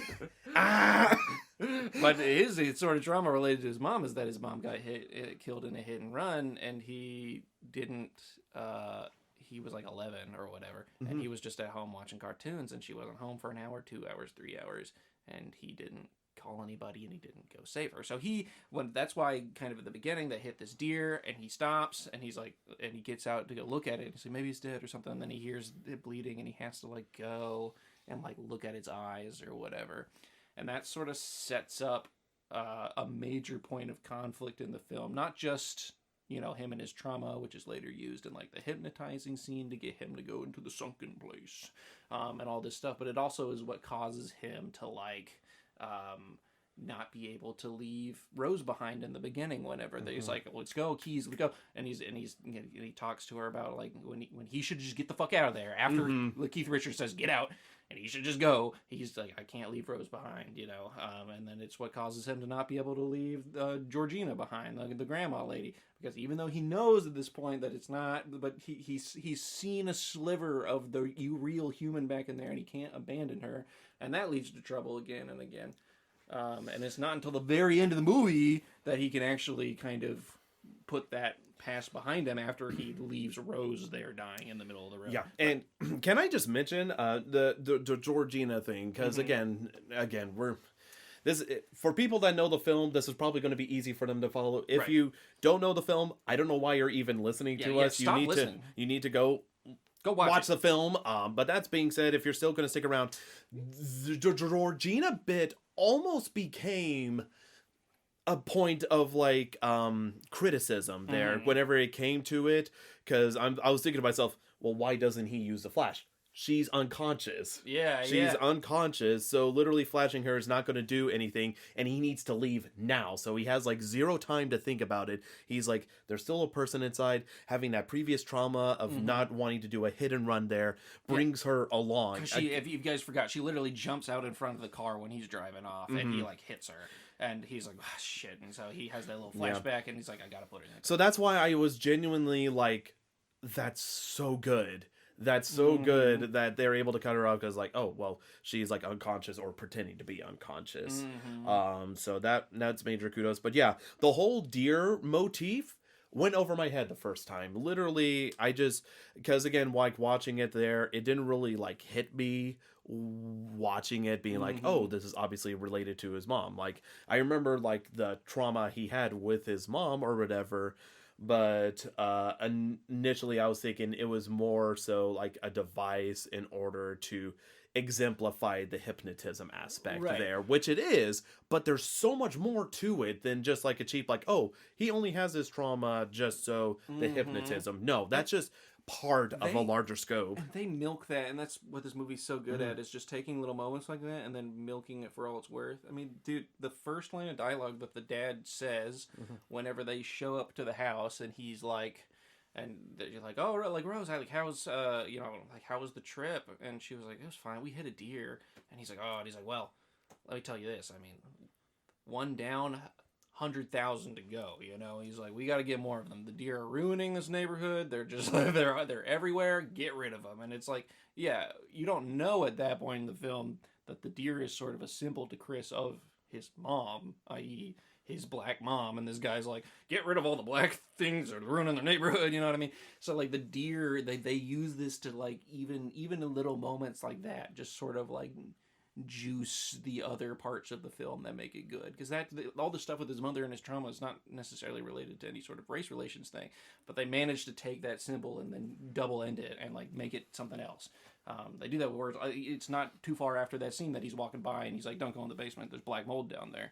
And there's not black mold, but it's just black people down there that they're it's just a little, now if you know that little nugget, then you know that he's actually saying like, well, like he is actually massively racist, but he's pulling off this card of like, I love black people, I would have voted for Obama a third time, because he's acting in those roles, Yeah, it's so weird, like the dynamic of like layers, because in case it was ever a point of contention, they only view black people as vessels, as physically superior, but in no other way, so that they can put white brains in them. And here's a creepy thing. So like this relates later to whenever Rod is in the apartment and he tries to look up I'm trying to think, I think he's the one that looked up Andre, aka Lakeith's character. On the TV, there was someone saying a mind is a terrible thing to waste, and I knew I've heard that before, but apparently it came from Arthur Fletcher, who was head of the United Negro College Fund. I didn't know that. Yeah, I didn't know that either. I knew I had heard that line somewhere, but not only that, it's like literally almost like it's a double-edged thing there, Right, whatever, because right. you could be like, Because they're doing brain transplant shit. Yeah, yeah, yes, yeah. that's exactly it. And I just felt like that's just, again, a brilliant thing just to throw into the film just casually there. And again, it's like, it's not over your head to where they make it like literally don't zoom in on the TV, him saying it. It's like Right. in the background. Yeah. So I think that's the thing that this film does perfectly, but just that as well, this sort of mentality of being like, oh yeah, black people are great for us. Yeah, yeah. Yeah, doing it's just, oh my gosh, yeah, so many so many goddamn layers to this. It's just a beautiful, beautiful, beautiful film. Jeez Louise. Mm-hmm. Man, I don't even know what else to talk about. Okay, this is something I want to talk about, and it's literally going to be jumping from the beginning to the end of the film there. Yeah, okay. And this is the thing that is like super crazy. So whenever they hit the deer or whatever, and Chris has that moment kind of having a traumatic flashback, like, and the audience doesn't know it either because it doesn't show like his mom getting hit. That's the other thing that I think is so nifty. The only trauma past that we see him is him sitting at home watching TV, paralyzed with fear because his mom is not home, and you see him scratching the post. That's the only thing you could have seen, because they literally could have done the cheap shot of like, oh, let's really pull the heartstrings to show the mom getting rammed over by a car or something. Sure, yeah. Just doing that. But anyways, you get to the police that's pulled him over because the headlights out, and they're pulled over. And there's a point of aggression where he's like, hey, can I see your ID or whatever? And Rose is like, what are you talking about? He wasn't the one driving, like, talk to me and stuff. And again, it's sort of like hinting at that sort of police brutality that, again, is, I mean, I don't need to say much at all. Like, what's said is said about, like, people that are black versus police and stuff. Right. High tensions there. And again, the film acknowledges that you probably are aware of that there, especially just, again, the cop isn't super antagonistic, but he's antagonistic enough to make the whole situation uncomfortable and anything. Yeah. Here's the thing I like about this that adds more to the film, because this could be just like a moment to exemplify Rose, like, standing up in Chris's defense, being like, hey, that's racist, you don't need to see his ID, he didn't do anything at all, you need to stop this or whatever. You have this point, which by itself is like, okay, yes, exemplifies a lot of like political meaning, character meaning, everything else like that. Towards the end of the freaking film, whenever, again, When Rodney like goes Chris, to the police, is yes, that- yeah. well, not only that, because like whenever Rodney goes to the police, and they laugh at him like it's a joke, because again, he's a funny dude, True. with a funny idea, but with wholehearted sincerity. That's the beautiful thing about Rodney, and he's laughed off. The very end of the film, whenever Chris has escaped the confines of the house and everything, and he is seen like trying to take Rose's lives because Rose was trying to hunt him down and everything. She views the flashing like red blue lights there, and we associate that with immediately police and everything. And it pulls up in this white car and everything.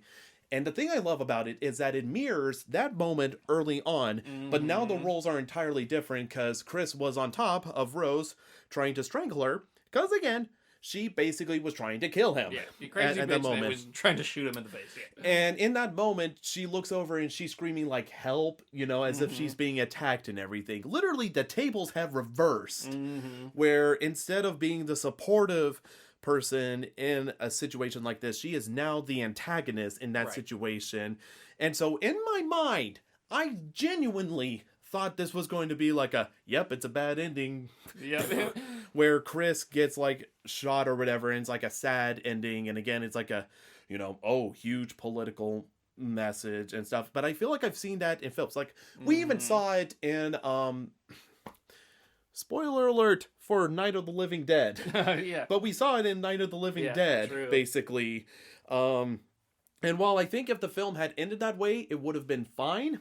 The fact that it's his friend Rod in the TSA vehicle, especially, it's such like a perfect moment, because you're thinking, oh, the police officer is back because they're on the same road, same situation, and it's just setting up all this tension, and then it's just like immediately relieved whenever it's revealed that it's Rod in the car. Like, I think that is such a smart writing thing that I'm like, God, that was good. Yeah, it's brilliant, and it's not even just like Rod showed up out of nowhere too, because it's like it made sense that he was there, that he was because for the past like 20 minutes while they were going back and forth between him, Chris being caught and missing, and like what's going on with Rodney, like, well, there's Chris, and he goes to the police and they laugh him off and he's not going to do anything.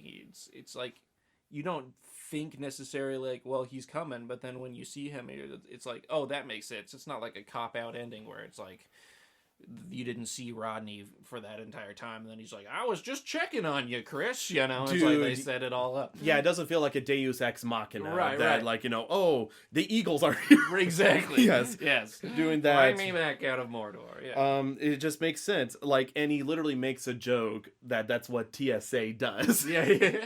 We handle shit. Yes, doing that. And so I just feel like that's just like, because as mentioned before, whenever it comes to endings and stuff, like, if it's a bad ending, I feel like I can like a film if it has like a, oh, nope, they died or whatever. But on the other hand, it could also just feel like, man, that just kind of feels just kind of pointless. Kind of with, spoiler alert for this next film, Dawn of the Dead remake, but whenever it's like, they survived, and then it was like, oh no, they actually didn't. Right, yeah. Like, it just feels like it just sucks the air out. Yeah. So the fact that they're able to do like a, not so much happily ever after ending, but just like a ending that you're like, okay, that, right. I'm glad that Chris survived. Yeah. And like Rod and him are like reunited, buddy, everything. And then just the way you talked about where you think it could go really poorly, and then it's like, oop, actually, you know what I mean? You think you're in the worst possible scenario. And again, because they like gave like little like a hint or teaser, it's like, oh, it could be or whatever, but it doesn't feel like a fake out either, that or red herring where it's just, oh my gosh, yeah. Just thought that was so good. Geez Louise, what else? So yeah, talking about that. I guess like if we're jumping back towards the start of like whenever they're meeting the family and everything. I love how terrifying the mom, the actress Catherine, how terrifying she made stirring a spoon in tea sound. Yeah. Every time I heard that noise, it quickly just became associated with dread and fear, which I think is like awesome. I think like a film, if you're able to make me cringe at the sound of that, you are doing a very good job with horror and everything. Oh yeah, I think that's a mark of brilliant horror, is to take something that is not scary and then make the audience scared of it. Yeah, because because like whenever she first like encounters him or whatever, she encounters him because he just got up in the middle of the night after having a dream about the deer on the side of the road, if I'm not mistaken. And he goes out for a smoke break, and the mom confronts him by saying like, smoking's not very good for you, and also, do you smoke in front of my daughter? And you believe it from a sense of like someone is like very protective of her daughter, and and she's like, they even talk about early on, because they were able to notice that, he was having nicotine withdrawals or whatever, because he's like, oh, are you a smoker? And he's like, yeah. He's like, oh, my wife can help out with that. Oh, yeah. And they throw hints. He's like, no, I'm good. Right. And that's whenever he's able to have that conversation with Rod before, well, actually it happens after the hypnotism, but that whole hypnotism scene, it's like, this is like the first, well, I say first sign. This is like one of the earliest signs of like openly being antagonistic. Yeah, because she really like grills him, and it's the first time you see something that's like supernatural to some extent, where he gets put in the sunken place through hypnosis or whatever. Because like not only like, because at this point of the film, like, if you're not sure of what's going on, you could just view it as like, okay, she's just like being very protective and strong, right? Yeah. Which you're able to pick up some stuff like that, but watching it a second time round, you're just like, oh my gosh, she's not doing it for her daughter. She's doing this because he wants him to stop smoking, because he's basically damaging the vessel, as it were. Right. That they're selling to the eyes. Yeah, and like the thing that's like messed up is she opens it with like the smoking thing, but then slowly starts to dig into like the trauma he has Mm-hmm. there, because like they know, like they asked about his parents and everything, and he's like, well, I didn't know my dad and my mom died at an early age in Mm-hmm. a hit and run. And she pretty much uses that one weak point of trauma to break into him. And Mm-hmm. again, we get that first glimpse of what it's like from his perspective to be in that sunken place as it is. And I feel like it's just definitely a powerful visual representation of what it's like to be sunken in your subconsciousness, not Mm-hmm. being in your consciousness currently. And just her doing that, I feel like it's a perfect way to introduce us to the sunken place, as it were. And again, Mm-hmm. it's used of like, oh, just doing that to make you stop smoking, because he literally has a line afterwards where he's like, yeah, I stopped smoking, it's crazy, but it worked. But not only that, we start to get the motif of the phone being unplugged. And Mm-hmm. again, it seems like very minor if you have no idea what's going on, Right. but literally if you know what's going on, it's like, oh my gosh, they've had him since the beginning. Like, this is a Yeah. meticulous operation He of is in a we trap. Yeah. trying to drain it, and again, constantly charging it, and it's so good. And also just meeting the family members as well. I know we talked about this extensively at the beginning about like how the compliments they make towards Chris end up being more derogative, yeah, the Mm-hmm. more you think about it. But that whole scene is just brilliant for a multitude of reasons. Mm-hmm. One, to build a level of discomfort. Right. There's just so much uncomfortable stuff, and Daniel Kaluuya does an amazing job of trying to be polite but also visually like disturbed, where Right. he's like, because like they'll literally like grab his arm. He's like, oh, you're really strong. Or it's like, oh, can you Oh. show me your swing Mm-hmm. there? And it's like, oh, I've heard you're better in the sack or whatever, Right. stuff like that. But there's that. And then two, you find out they're just inspecting him. They're figuring Yeah. out what they're Yeah, buying. because the first time I watched the movie, I did think, I was like, maybe some of this stuff is a little over the top. You know what I mean? Where they're like, Yeah. like would they really say? Like, I guess people really say that, but like, geez, just an entire room of old white people that are just being casually racist to this Mhm. dude. Like, I kind of get it, guys. But yeah, once you have the context of like, yeah, they wanted to know because they're about to spend a lot of money trying to maybe permanently put their brain in his body. Yeah, which is so crazy. Like, again, literally was an entirely different experience watching it the Mm-hmm. second time round than it was the first. Because the first one, again, like you mentioned, I just thought like, oh, this is just a very awkward situation. Very, Compilation of people being racist. yeah, like similar to like what probably black people went through whenever people literally just went the opposite direction, trying to be not racist, but then in a way becoming a different kind of racist Sure, yeah. in there. But second time round, literally, I was just like, oh my gosh, this is like freaking me out even more, because they are just inspecting every aspect of his body and mind. Mm-hmm. Like, even having Stephen Root's character just be like, yeah, I tried submitting to National Geographic, but I guess I just didn't have the eye. But Mm-hmm. my associate, he describes the art, and you definitely have it. Mm-hmm. You have the eye or whatever. Mm-hmm. And I like the fact that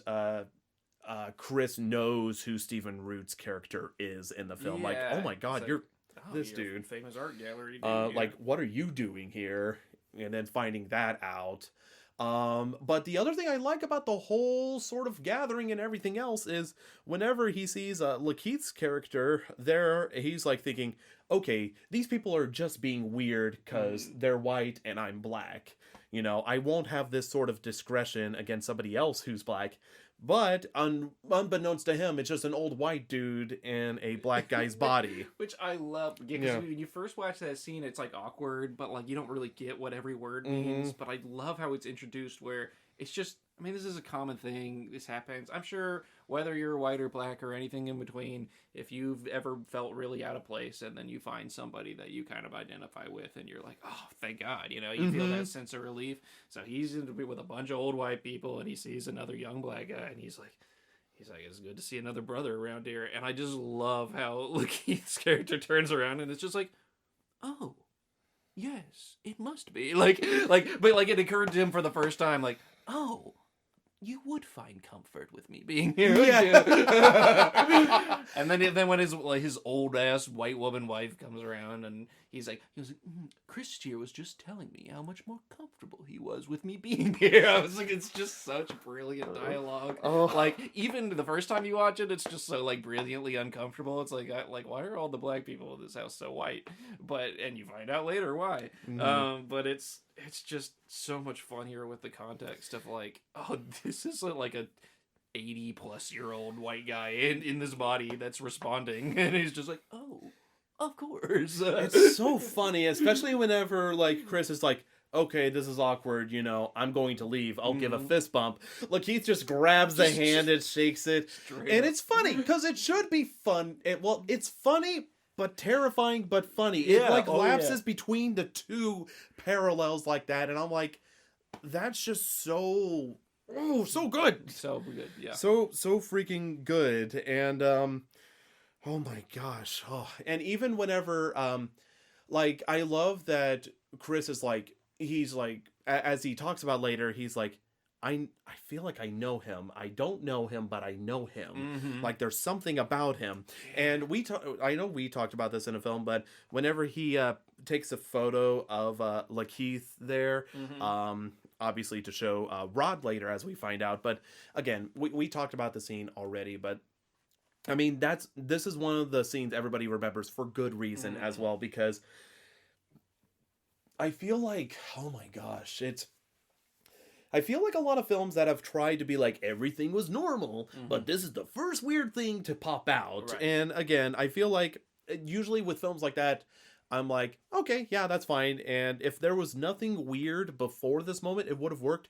But because there's so much underlying weirdness at the beginning that is like kind of noticeable, but kind of not there. And this is obviously just the first in-your-face moment of like, something's terribly wrong here. I mean, it's obviously a memorable scene for a lot of good reasons.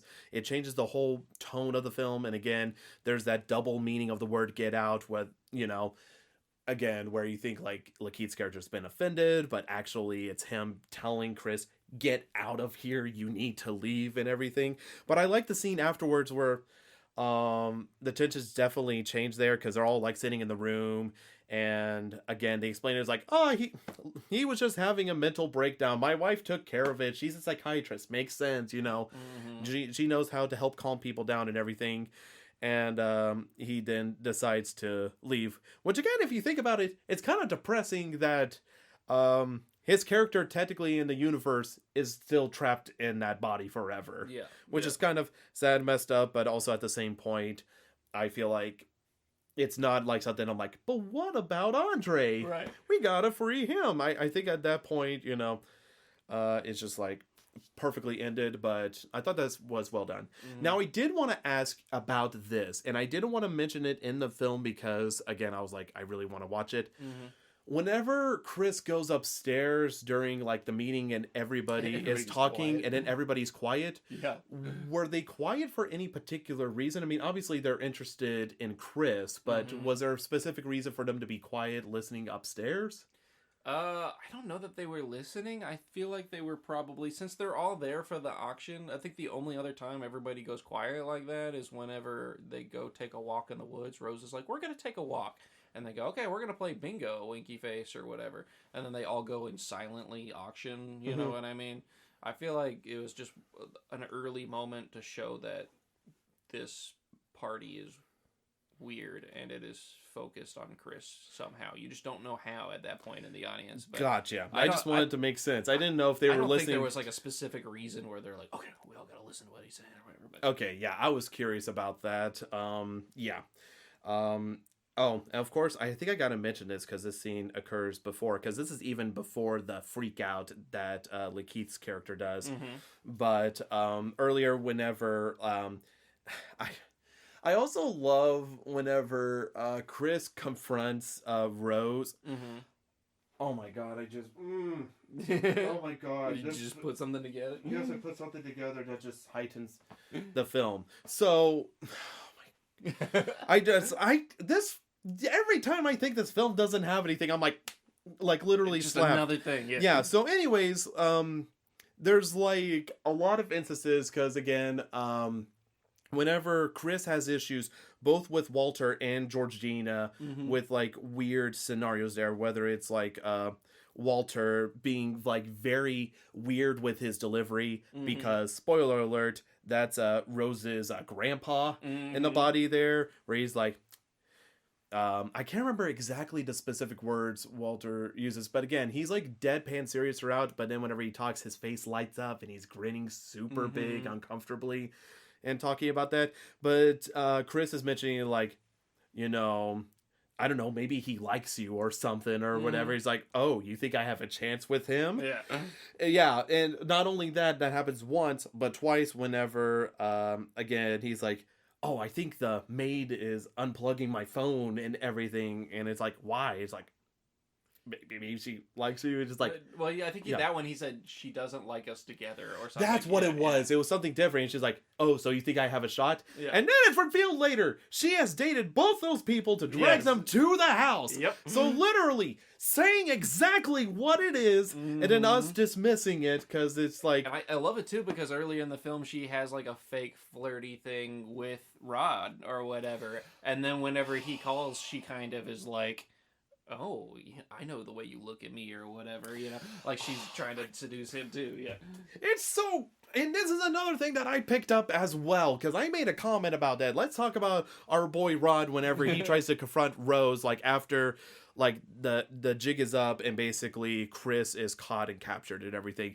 Because again, like whenever he calls, he's like, well, I can't get a hold of Chris. Let me call Rose. Well, because he is calling Chris's phone over and over, and she picks up Chris's. Oh, phone, she does? crucially. That's Yeah. my bad. I thought Because he was just keeps on calling Chris, and then this time Rose picks up and he gets caught off guard. And he's like, Rose, okay, and she's like, yeah, he left his phone here and called a taxi, and Yeah, and like here's the crazy thing about that scene, because I mentioned this, but it's also just several layers as well. That's like so freaking good. Because like he's like, oh, Rose, and so he's talking. He's like, oh, Chris took a cab. What was it? She's like, I don't know, maybe a local cab or an Uber. He's like, right, hold on one second. So he's putting it on mute, and he's like, I know you're lying. I know you're lying. I'm going to record it. I'm going to get evidence that proves that you're doing this there. He records, and as soon as she gets in, not only does she not say anything incriminating, but also says stuff that could incriminate him. right. Because he literally made comments at the beginning of the film being like, I think he chose the wrong person, should have chose me instead, Rose, you know, why'd you choose Chris instead of me? Like, literally making like, haha, funny jokes like that.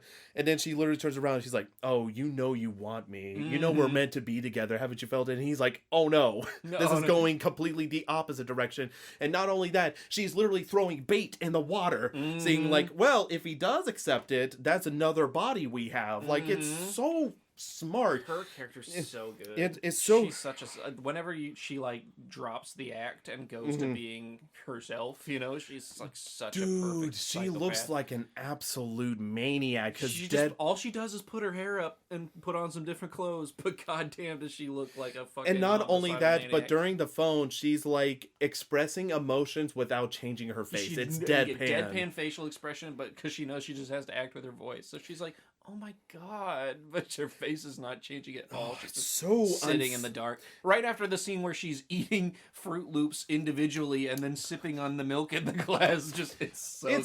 It's so good. And again, I think that's a brilliant thing about Jordan Peele being a comedic writer and being successful in a horror writer, because it bounces between this is funny, this is scary, this is funny, this is scary, like back and forth like that. Because like it literally seems like a sketch they would do on Key and Peele, like someone that just eats individual Fruit Loops while browsing the computer and taking sips of milk. Browsing the computer for NCAA prospects. Like, While she displays all of the people she has successfully captured for her family on her back wall there. Oh my gosh. And she has that little stuffed lion too, which fits right into her weird safari hunting.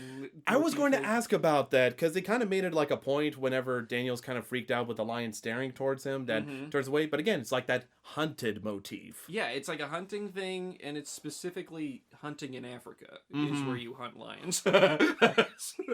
So it's like one of those things. It's like, Excuse me. It's not just hunting. It's like safari because you're like going to Africa to bag something. You know what I mean? That explains the. Oh, I just got it. No. Oh my. There's so This- much just little details like that that are just brilliant. Aaron, I didn't pick up on that. I was gonna ask about the lion. I only picked up on it this fourth viewing. So No, like, yeah, like my gosh. every time I watch this movie, something else pops out at me. I'm like, oh, this. Oh I see my, what you're doing. because like I saw him turn the lion around, and I was just like, that's something. But oh my god. And even the dad in the beginning of the film when he's giving the house tour is like, yeah, these candlesticks are from Bali, this is for what? And he's like, I travel the world, I collect things from other cultures or whatever. And he's talking, I mean, when he says that, it sounds nonchalant, but he like is literally collecting people from other cultures. Like, oh my gosh. And not only that, but I love the early hint about his dad and everything competing in the 1937 Olympics, which that's the one Hitler was at. And not only that, but Jesse Owens was at, and he won that. And he's like, he's like, talk about the perfect like thing. Yeah, he's like, Hitler up there with all this Aryan bullshit. And then this black guy comes and just smokes him out of the water or whatever. And he's like, yeah. And then Chris goes, yeah, it sucks for your dad though, because his dad was racing in that race and didn't win it, you know. And I love, he goes, yeah, he almost got over it. And then that's why you see, like, then the only time that Chris talks to Marcus, that might be the actor's name, but the guy that plays Walter. Walter, that's right, yeah, Walter, the and groundskeeper. his name was Marcus. Okay, so, woo.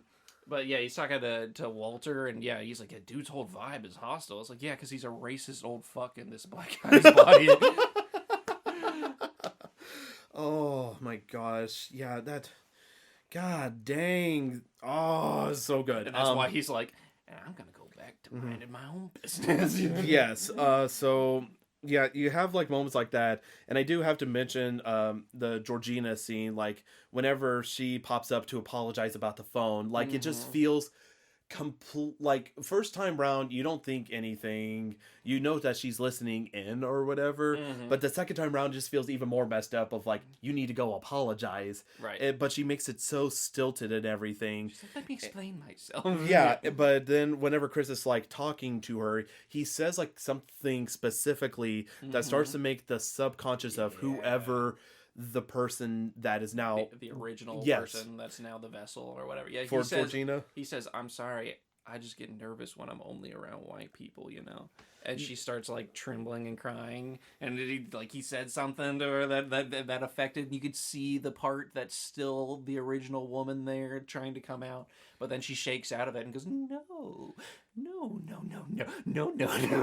And it's like so unsettling. Oh my gosh. And like, so that happens, and then whenever it says like, I didn't mean to snitch you out, she's like, snitch? Yeah. And so Tattletale. Yeah, and she only doesn't understand because this is like not how old people talk at all. Not how old white people talk for sure. Yeah. Yes, and so oh my gosh, it's so good, and so you just view it as like first time watching, you're like, oh, just someone that's odd or whatever, and you don't put it together. It's like, oh, it's because she's not current with like modern day lingo. Oh my gosh, and so stuff like that is just so good. But like, here's the other thing. So I'm trying to pack up the pace and go back to wherever. So you have again, whenever they have that awkward situation with Lakeith's character's breakdown being brought out, and Chris is obviously kind of deeply disturbed by what he's seen, and Dad's like, oh, let's just pick the party back up with bingos and sparklers. And again, like, it just seems to make like visible sense that Rose is like, like, I'm just going to take care of Chris, and also bingo doesn't seem exciting. Right. But literally, that's the plan for her to drag him away. Bingo's like the key word for her to be like, all right, let's get out of here so they can do this. Yeah, because bingo ends up being the auction, which I feel so stupid about this. The very first time, I didn't even remember seeing the portrait of Chris behind him. Because, they're doing like just hand signs, kind of showing what, and like people are pulling up the bingo cards, and you're like, I don't understand that whatsoever. Because legit, you get to see every bidder there in person. And again, just knowing that not only are the men who are clearly wanting to inhabit Chris's body, but also the women who want to be with, like, would they be okay with Chris's body in their relationship, going around and again asking them specific questions. And even after the well, actually right before the freak out, they are asking him, is like, oh, do you find it to be a bonus being American, or like I love that dude, the one old Japanese guy that's there or whatever, and I just love the way he delivers that line, because there's like a language barrier, and he's like, do you find being black advantage or disadvantage in America? And he's like, yeah. And then look, Keith Richards walks by, he's like, hey, they were just asking about the black experience, you want to take this one, pal? God, and it was so good, because again, it's literally from the perspective of an old white man. Yeah, for me, being the African American experience has been very good. And Chris is. I love that Chris, like, he doesn't say anything. He just kind of makes a face like. Yeah, but like, so they have like this silent bidding going on, and it's really a disturbing scene to watch, with like no sound. There's not a lot of music, just silent, like raising up bingo cards there. And then it's revealed Stephen Root's character is the highest bidder for that. So that whole scene is disturbing. But yeah, whenever Rose like takes Chris away or whatever, and he's just freaking out, because that's whenever he was talking about how he feels like he knows Lakeith's character, but he doesn't know who it is. He's like, I know it. And again, it's like talking it through, and like he's talking about how he feels like targeted. And again, like I feel like the writing for Rose is so good as a character, because she's not 100% on his side. She's a majority on Chris's side. But there was a moment of like, look, that's just how my family is. Like, I don't know what to tell you about it. Right. But then Chris legitimately tells her, you're the only person I have and everything. And I ultimately want to be supportive of you and everything. So I'll just suck it up and stay. And she's like, no, we can leave. We can leave. I want you to be happy because I care about you. Which I feel like it's so good, but so twisted at the same time, taunting that freedom of like, oh, she's we a can leave. Master manipulator. Yeah, doing that. And so that whole scene as well. Again, you think it's like sweet the first time if you're not expecting anything, but then it's so twisted and messed up the second time you watch it, knowing that she's in cahoots. Yes. But again, I brought this up with you whenever we watched the film, but I got to reiterate it for the podcast. I love that whenever Chris decides to like text a photo of Andre to Rod to see if he knows, like Rod immediately is like, yeah, it's this person. He's like, this is Andre Hayward. Yeah, he's like, yeah, I know him through this person. It's like such a convoluted. Yeah, he was like, it's this person's cousin or whatever, and he's like, who? And he's like, this person who dated this person that worked at the movie theater or whatever. Yes, like I love that, because it doesn't feel like, they could have easily like done something like, oh, let me check my Facebook friends or something. No, yeah, we are mutual. I just love that again, it just goes in like TSA agent. That's what we do. Yeah. Doing that, but I just love that his friend knows, because I believe that Rod would know who everybody is. He's the one that memorizes faces, relationships, everything. Like has the whole layout, and it just feels natural and brilliant. To also offer that exposition of like, he's been missing for a while. Like, what happened? Yeah. Like, why is he here? And that ends up adding to the mystery. And again, the phone dies because constantly people have been unplugging his phone. And so it can't hold a charge whatsoever. And so whenever it comes to them leaving, it's like, the girlfriend Rose leaves temporarily, and then he decides to like look at this door that's open that I guess has the box of like photos of all the people Rose has dated. Which again, I feel like it's brilliant, and it's so, you would feel like that's the aha moment or whatever, especially seeing her with like the bodies that are inhabited by Walter and Georgina, but as well as Lakeith's character and everything. You think that would be the aha moment. Right. And again, because here's how brilliant the film is. It literally put doubt in my mind of like, no, Rose has been supportive the entire time. Maybe there's Like it Right. just Maybe there's didn't register. another explanation. Yeah, there's like it just didn't register in my mind because I will tell you the moment it registered in my mind that oh no, Hmm. doing that. But like having that happen, and again he's like brushing it off like nothing. I just want to get out of here or whatever Right. because she's still supportive, and he's like, hey, where's my camera? Which you think that would be one of like the moments of like. Oh, I don't know where the camera is because you would think like, oh, camera is serving as evidence, something, blah blah blah, etc. Hmm. etc. Because he's a photographer and everything. But she's like, oh yeah, here it is, and he's like, okay, cool. He's like, you got the key? She's like, yeah, I'm just trying to find him, just trying to find him or whatever. Hmm. They get downstairs trying to get ready to leave, and you could tell, obviously, tensions are way, way different because whenever they head back to the house after they talked or whatever, and everybody's leaving for bingo, they are creepily standing on the porch there, and Hmm.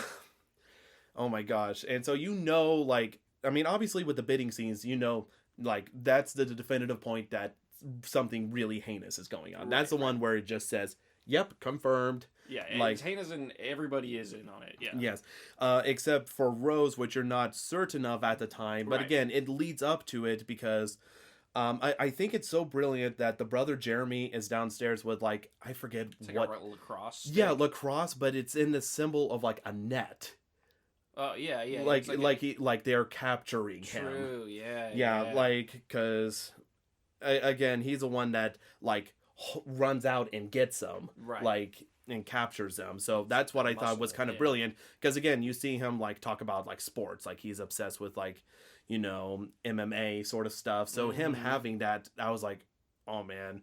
It's very. I feel like they did it because it's unsettling and also just sort of that net motif they're Right. Yeah. capturing. So I was like, yeah, that's super smart and brilliant. And again, whenever uh by this point the jig is up and the family's just going to be upfront about him and they Hmm. start saying very ominous dark stuff there. And I like that Chris, again, this is like one of the few times because again Chris for the most part of the entire film is just kind of quiet, polite, and Hmm. everything. Don't get to see too many emotions. You see him have like a sense of fear, dread, sadness, and everything. But then you get to see him be angry and stuff because he's getting Hmm. frustrated because he's like, I just want to leave. I just want to get out of here. This is Right. really messed up. And, Rose is like, I'm trying. And again, first time you watch it, you feel like she's genuinely trying to find the keys. There's something Hmm. in your mind that pushes past the fact that you literally saw a box full of photos that literally Right, because she keeps the act up, even though all the family members are getting weird, and she's like, I'm trying to find the keys, Chris. literally figuring out until finally she's just like, I can't do that, Chris, while she's holding the keys there. Right. That was a moment the first time that I'm like, oh, she's in on it too. But Hmm. it was just so sadistic watching it because, again, knowing that she's in on it Yeah. and she's just been toying with him the entire time. Oh yeah. I mean, especially when you watch it again, and like one of the first things she says in that first conversation they're having is like, she's never dated another black guy before, and then when you're going through the photos of the boxes, like if you remember that line of dialogue, you're like, oh yeah, that lying bitch, because Yes. here she is. Not only because like as soon as you see her with one other black guy in the photo, you're like, okay, and then there's another, and then there's another, and then another, and then there's the ones you start to recognize. It's like, oh, here's the Georgina and Walter, and you're like, oh. But, Yeah, it's just so crazy, that moment. And again, you're expecting like a huge fight to break out because, again, whenever he realizes, okay, I'm going to basically have to fight for my life.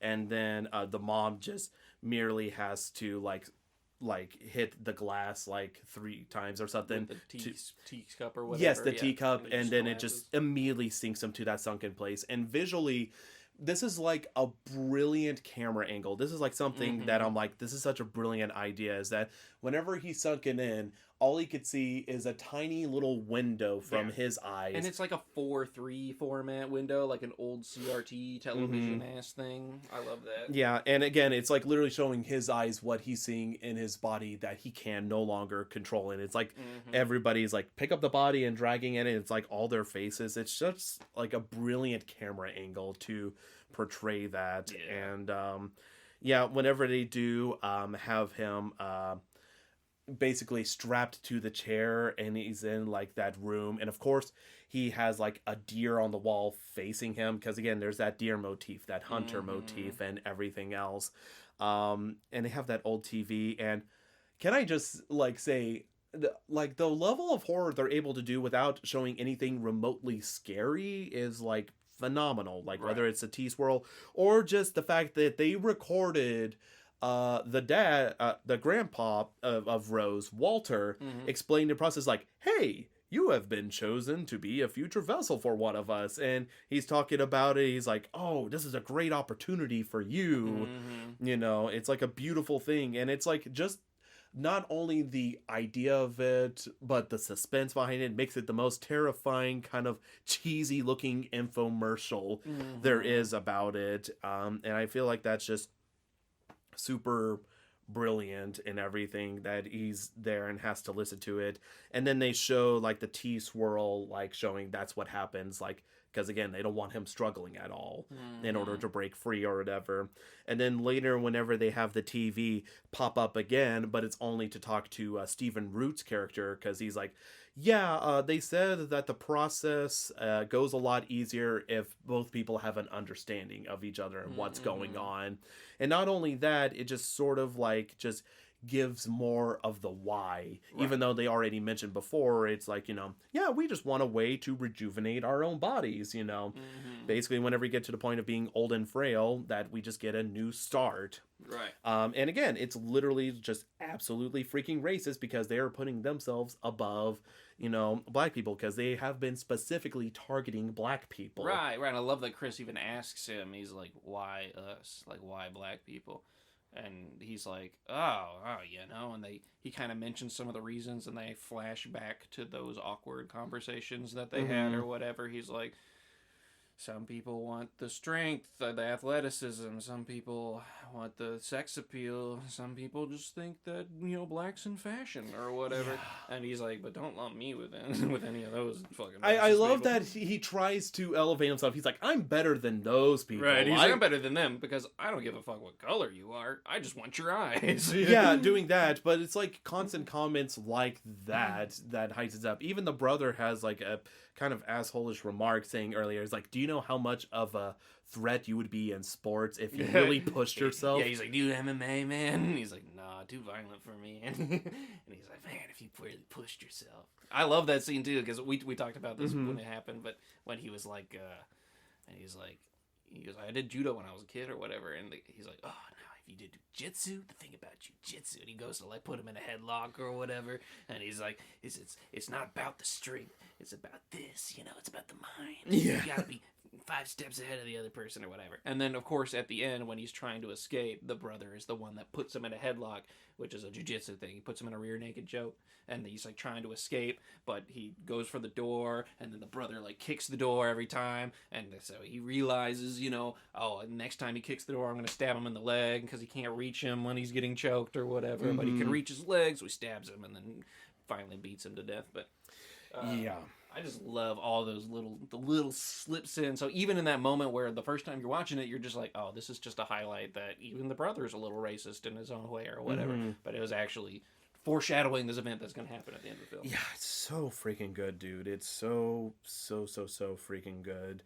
But I do have to give credit for you also pointing out this observation there, because I never noticed it whatsoever. But it's how Chris manages to escape. Yeah. I this detail is so like random, but I just love the irony in it. It's got to be intentional. Yeah, where he's picking at the armchair or whatever. Is that what you're talking about? Yeah, because like again, this is the brilliant thing about the film. It's never just by random happen chance. Because as it's shown, whenever he gets nervous and everything or scared, he tends to like grip onto something and dig his fingers into it there. Because it showed him as a little kid on the bedpost there, where he's literally digging right into the wood. And whenever he's initially terrified, whenever the mom is asking him about the trauma, he was digging into the chair, and again he's nervous again, and just, you know, he's picking away at the chair and tearing away the fabric, and the cotton starts sticking out. Right. Let's like stuff to the chair, and they don't really. I mean, they show it coming out, but then it's not until it's his turn to get his brain removed or whatever, and the brother comes in and assumes that he has been hypnotized and unbuckles his restraints. That, you know, Daniel Kaluuya's character steps up, Chris, and you know, knocks him over the head with the side of a croquet ball, which they showed earlier in the first scene too. Whenever he's waking up and looking frantically around the room, they showed the little croquet ball, so they didn't come out of nowhere or whatever. Yeah, and he bashes him over the head with it. and then pulls the cotton out of his ear. So like literally he was saved by picking cotton on this plantation. Like, it's funny because you had told me about it before we watched this film like a year ago, and I remembered that scene, and I was like, that. Oh my god, like that's just one of like the brilliant moments this film has.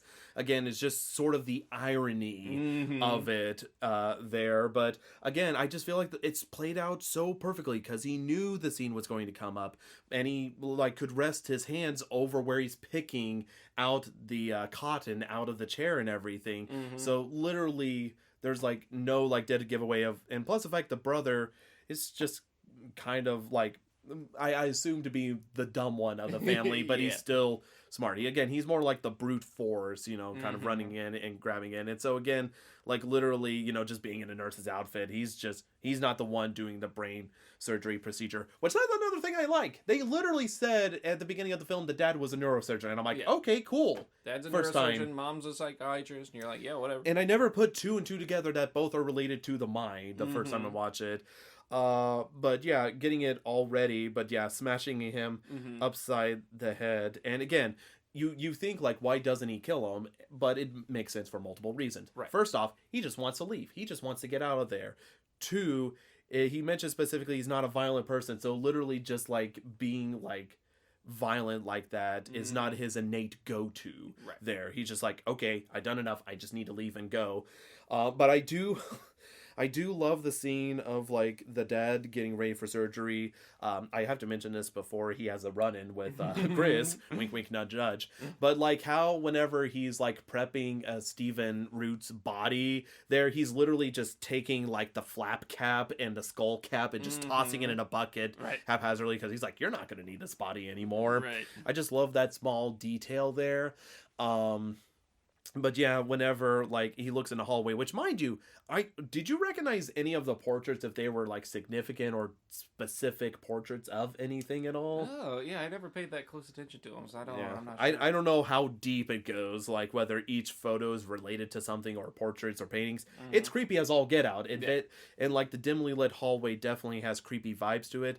But I do love Chris just ramming the dad with the deer head again and again. It shows him like the deer that's usually hunted that's killing the hunter there. So it's another just freaking beautiful, good freaking motif. And not only that, he made a joke saying the less deer, the better. Right. And then he's killed by a deer. Right. So it's just so freaking brilliant. But I will get to, okay, this is the one thing I could say they could have done better about it. This is the one flaw with Get Out from me that you'll hear about. Whenever he's stabbed, he like falls back and like knocks the candle over on the fabric, and I could tell it's clearly CG fire. Yeah, you can. But like legit, that is such like a speck of a criticism. That sort of stuff also just comes with watching a lot of movies. I feel like I could tell that the image that was on the CRT TV that was playing was like After Effects did. It was not actually like, just because like once you learn a little bit about how the sausage is made, you start to notice that shit. But the CGI fire was a little more noticeable than the other effects. But mind you, that was just so minute, and again, I think it adds to the whole like fire motif, and I'm guessing like destroying evidence of this thing even occurring, I'm guessing was the other thing about it. But yeah, that scene was crazy. I do like that whenever Chris decides to go upstairs to try to escape and he runs into Georgina's initial response is, I'm just getting out of here. This is just bad. Doing that. And then whenever he runs into the mom, they're both like at a standstill because, again, they're just trying to see what the other one's going to do. And then whenever Chris looks down to see the teacup there, he's like, I gotta get that out of there. Yeah, and they both run towards it. I love he just slaps it out of the way, and then they just stare at each other for another 10 seconds. And then freaking like she stabs him with I guess like a sewing needle or something like that. It's like a letter opener or some shit. Yeah, it's like a little knife. But that was like super painful to see like get skewed through his hand. But he takes it like a champ. Yeah, he just like I love how she stabs him and he like blocks it with his hand and then just like puts his hand over her fist and like gets close to her and then just like stabs her with his Yeah, own knife. which I'm surprised they don't show her getting stabbed on camera. Not saying like, oh, they needed to show her getting killed, but I was just surprised that it was like an off camera, because you just hear like a Yeah. and so you're imagining he like stabbed her through the head or eye, which if it was the eye, yeah, definitely glad I didn't see that, because I don't need to see that. But taking her out like that, and again, whenever he's leaving out, surprise, surprise, the brother's still up, Yeah, I love that too, because not only like it's also kind of a reference to the hit and run again, you know what I mean? Like she wasn't quite dead, the deer wasn't quite dead, he wasn't quite dead. Yeah. So like it's not until the end, and then whenever he hits Georgina again, he takes it. It's not until the end that he really like finishes the job, whenever he finally beats the brother in combat and like kicks him over and over and over until he's dead, you know what I mean? And so that scene happens, and again, he does like the trick where he tricks him into thinking he's going to try to open a door, but instead uses it to grab like the knife to stab him in the leg, to where he falls back, and then Chris just literally curb stomps him. Yeah. Which again, I like how tasteful the film is, that they even though it's a rated R film, they're not like, we don't need to show the blood and guts and gore. Like, Right. the implied violence behind the wall and seeing the legs shaking is enough. Right. To know, like, and again, you can understand Chris, like, basically smashing his head into mincemeat at that point. So that point's good. And again, whenever you see him take the keys out and he's like, okay, I'm just going to take the car and leave, and again have the hit and run with Georgina, as we mentioned there, that's brilliant. I do love that whenever he hops in the car, they confirm that it was him that kidnapped Andre in the beginning. Because you can kind of figure that out if you watch the whole movie, but like because it's the same car, but like it's literally playing the same Run Rabbit Run music, and like his fucking medieval ass helmet still in the seat. And yes, I think that's like so good as well, because they could have like not shown it was him, but the fact that they do just makes it a neater, tidier film overall. So I think that's definitely super smart and great. But yeah, I do like it again, because you see like Rose stepping out again, has like the hunting rifle there, trying to take shots or whatever, and then Georgina tries to kill Chris, and then they end up getting an accident. She dies in the accident. Surprise, surprise. And then whenever he steps out, she's trying to take shots, and then she's like, "Get him, Grandpa!" And then you have this run, which again, I don't know if this is just like my brain or whatever, or something like that, but I don't know how many layers there are to this, because you see Walter running at the beginning of the film and everything, which is a great scare, mind you, because you think he's running at him, but instead he's just like doing laps, running around and doing that. And so you think like he's really fast running there, and then you get to the point where Daniel Kaluuya is like damaged and limping and everything, and even though Walter's running behind, he somehow still seems slow there. Like the actor Marcus runs like an 80-year-old man trying to run in a younger black man's body. It's like so perfect, because it's like yeah. And so then he's able to tackle Chris to the ground and hold him there. And then that's whenever Chris has the idea of like, I need to flash him there just to try to get the consciousness. And I love how just brilliant it is with it. Yeah. I also love that they showed the reveal of the scar line, just to confirm. I was about to say, with him and with Georgina, because her wig like falls off in the accident. You see the scars on both of them. Yeah, because she wears a wig and he wears a hat to hide the scar lines, and as well as Lakeith's character wears a hat to disguise it. But it's like, it doesn't look out of place. You just think like, oh, they're just wearing it just cause. Again, another brilliant point to this film. But I love that whenever the character that is being possessed by Walter says like, no, let me take care of him, hand the gun. Of course, Rose is like, oh yeah, sure, here you go, thinking like there's no way that could snap him out. And then he immediately turns to shoot her. And again, it has a moment where you're like, oh, is he going to shoot Chris? But instead shoots himself, which again might be a point of contention of like, oh, well, why didn't he try to do that? But I think it offers maybe the fact that the guy that basically had his whole life ruined, Oh, is yeah. so traumatized by the point he's like, I just don't even want to take that chance and go back to the sunken place anymore. Right, That I'd rather right. take He's my like, own life.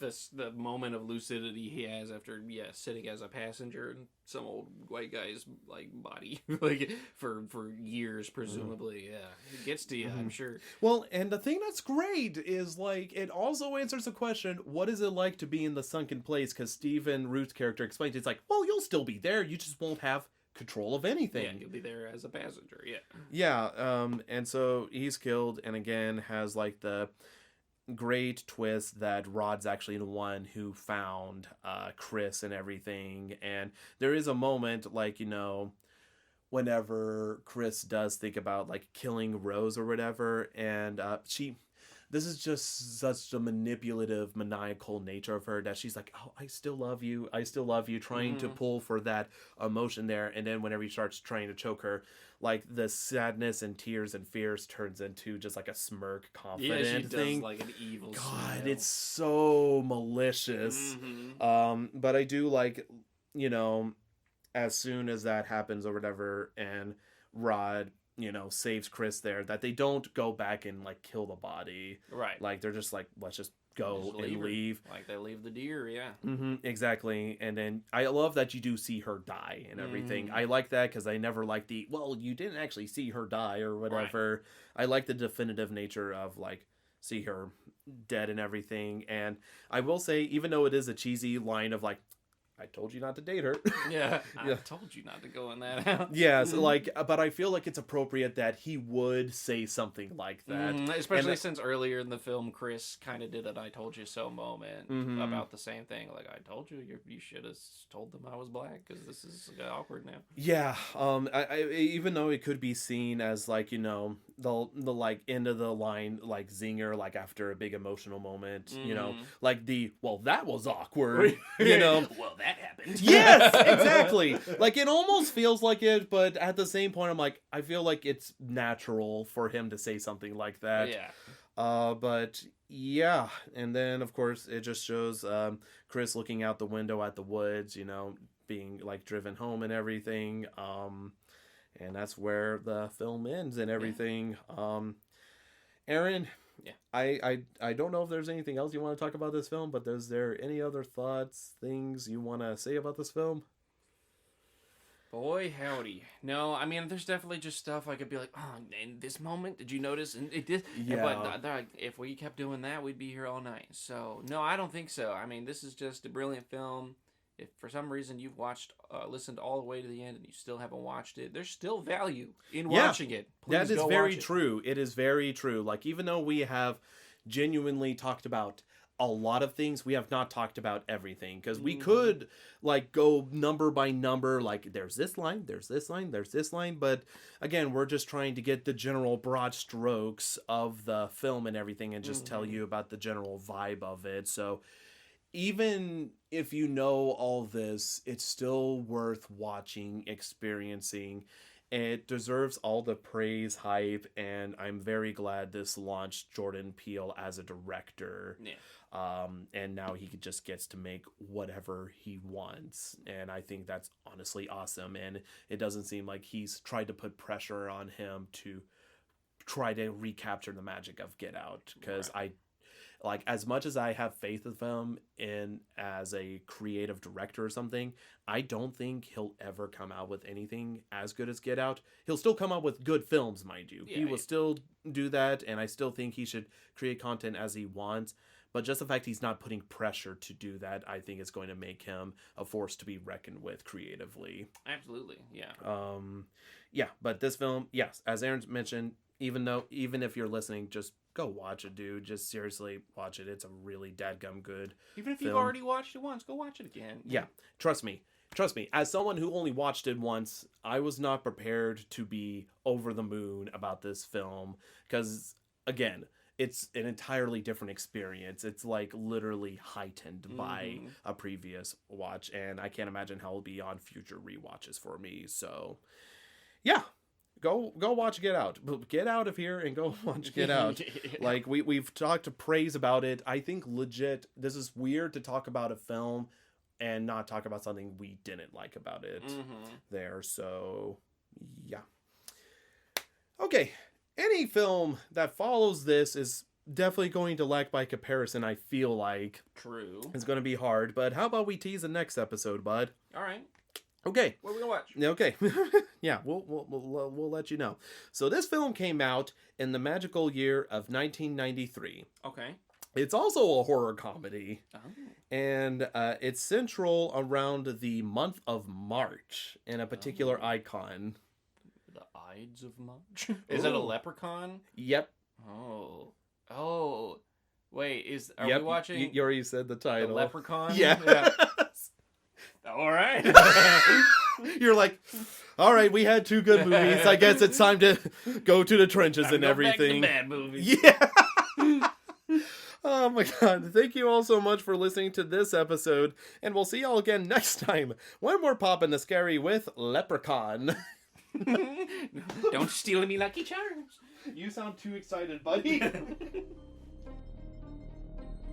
Be sure to subscribe to our YouTube, Castbox, or iTunes platforms to stay up to date when new episodes drop. To see what Aaron and I are up to, check out our respective Twitter accounts. For me, it is @ColeKirkVA, and for Aaron, it is @AnimalGameDev. Thank you all so much for listening to our podcast. We'll speak to you all again next time when we're Poppin the Scary.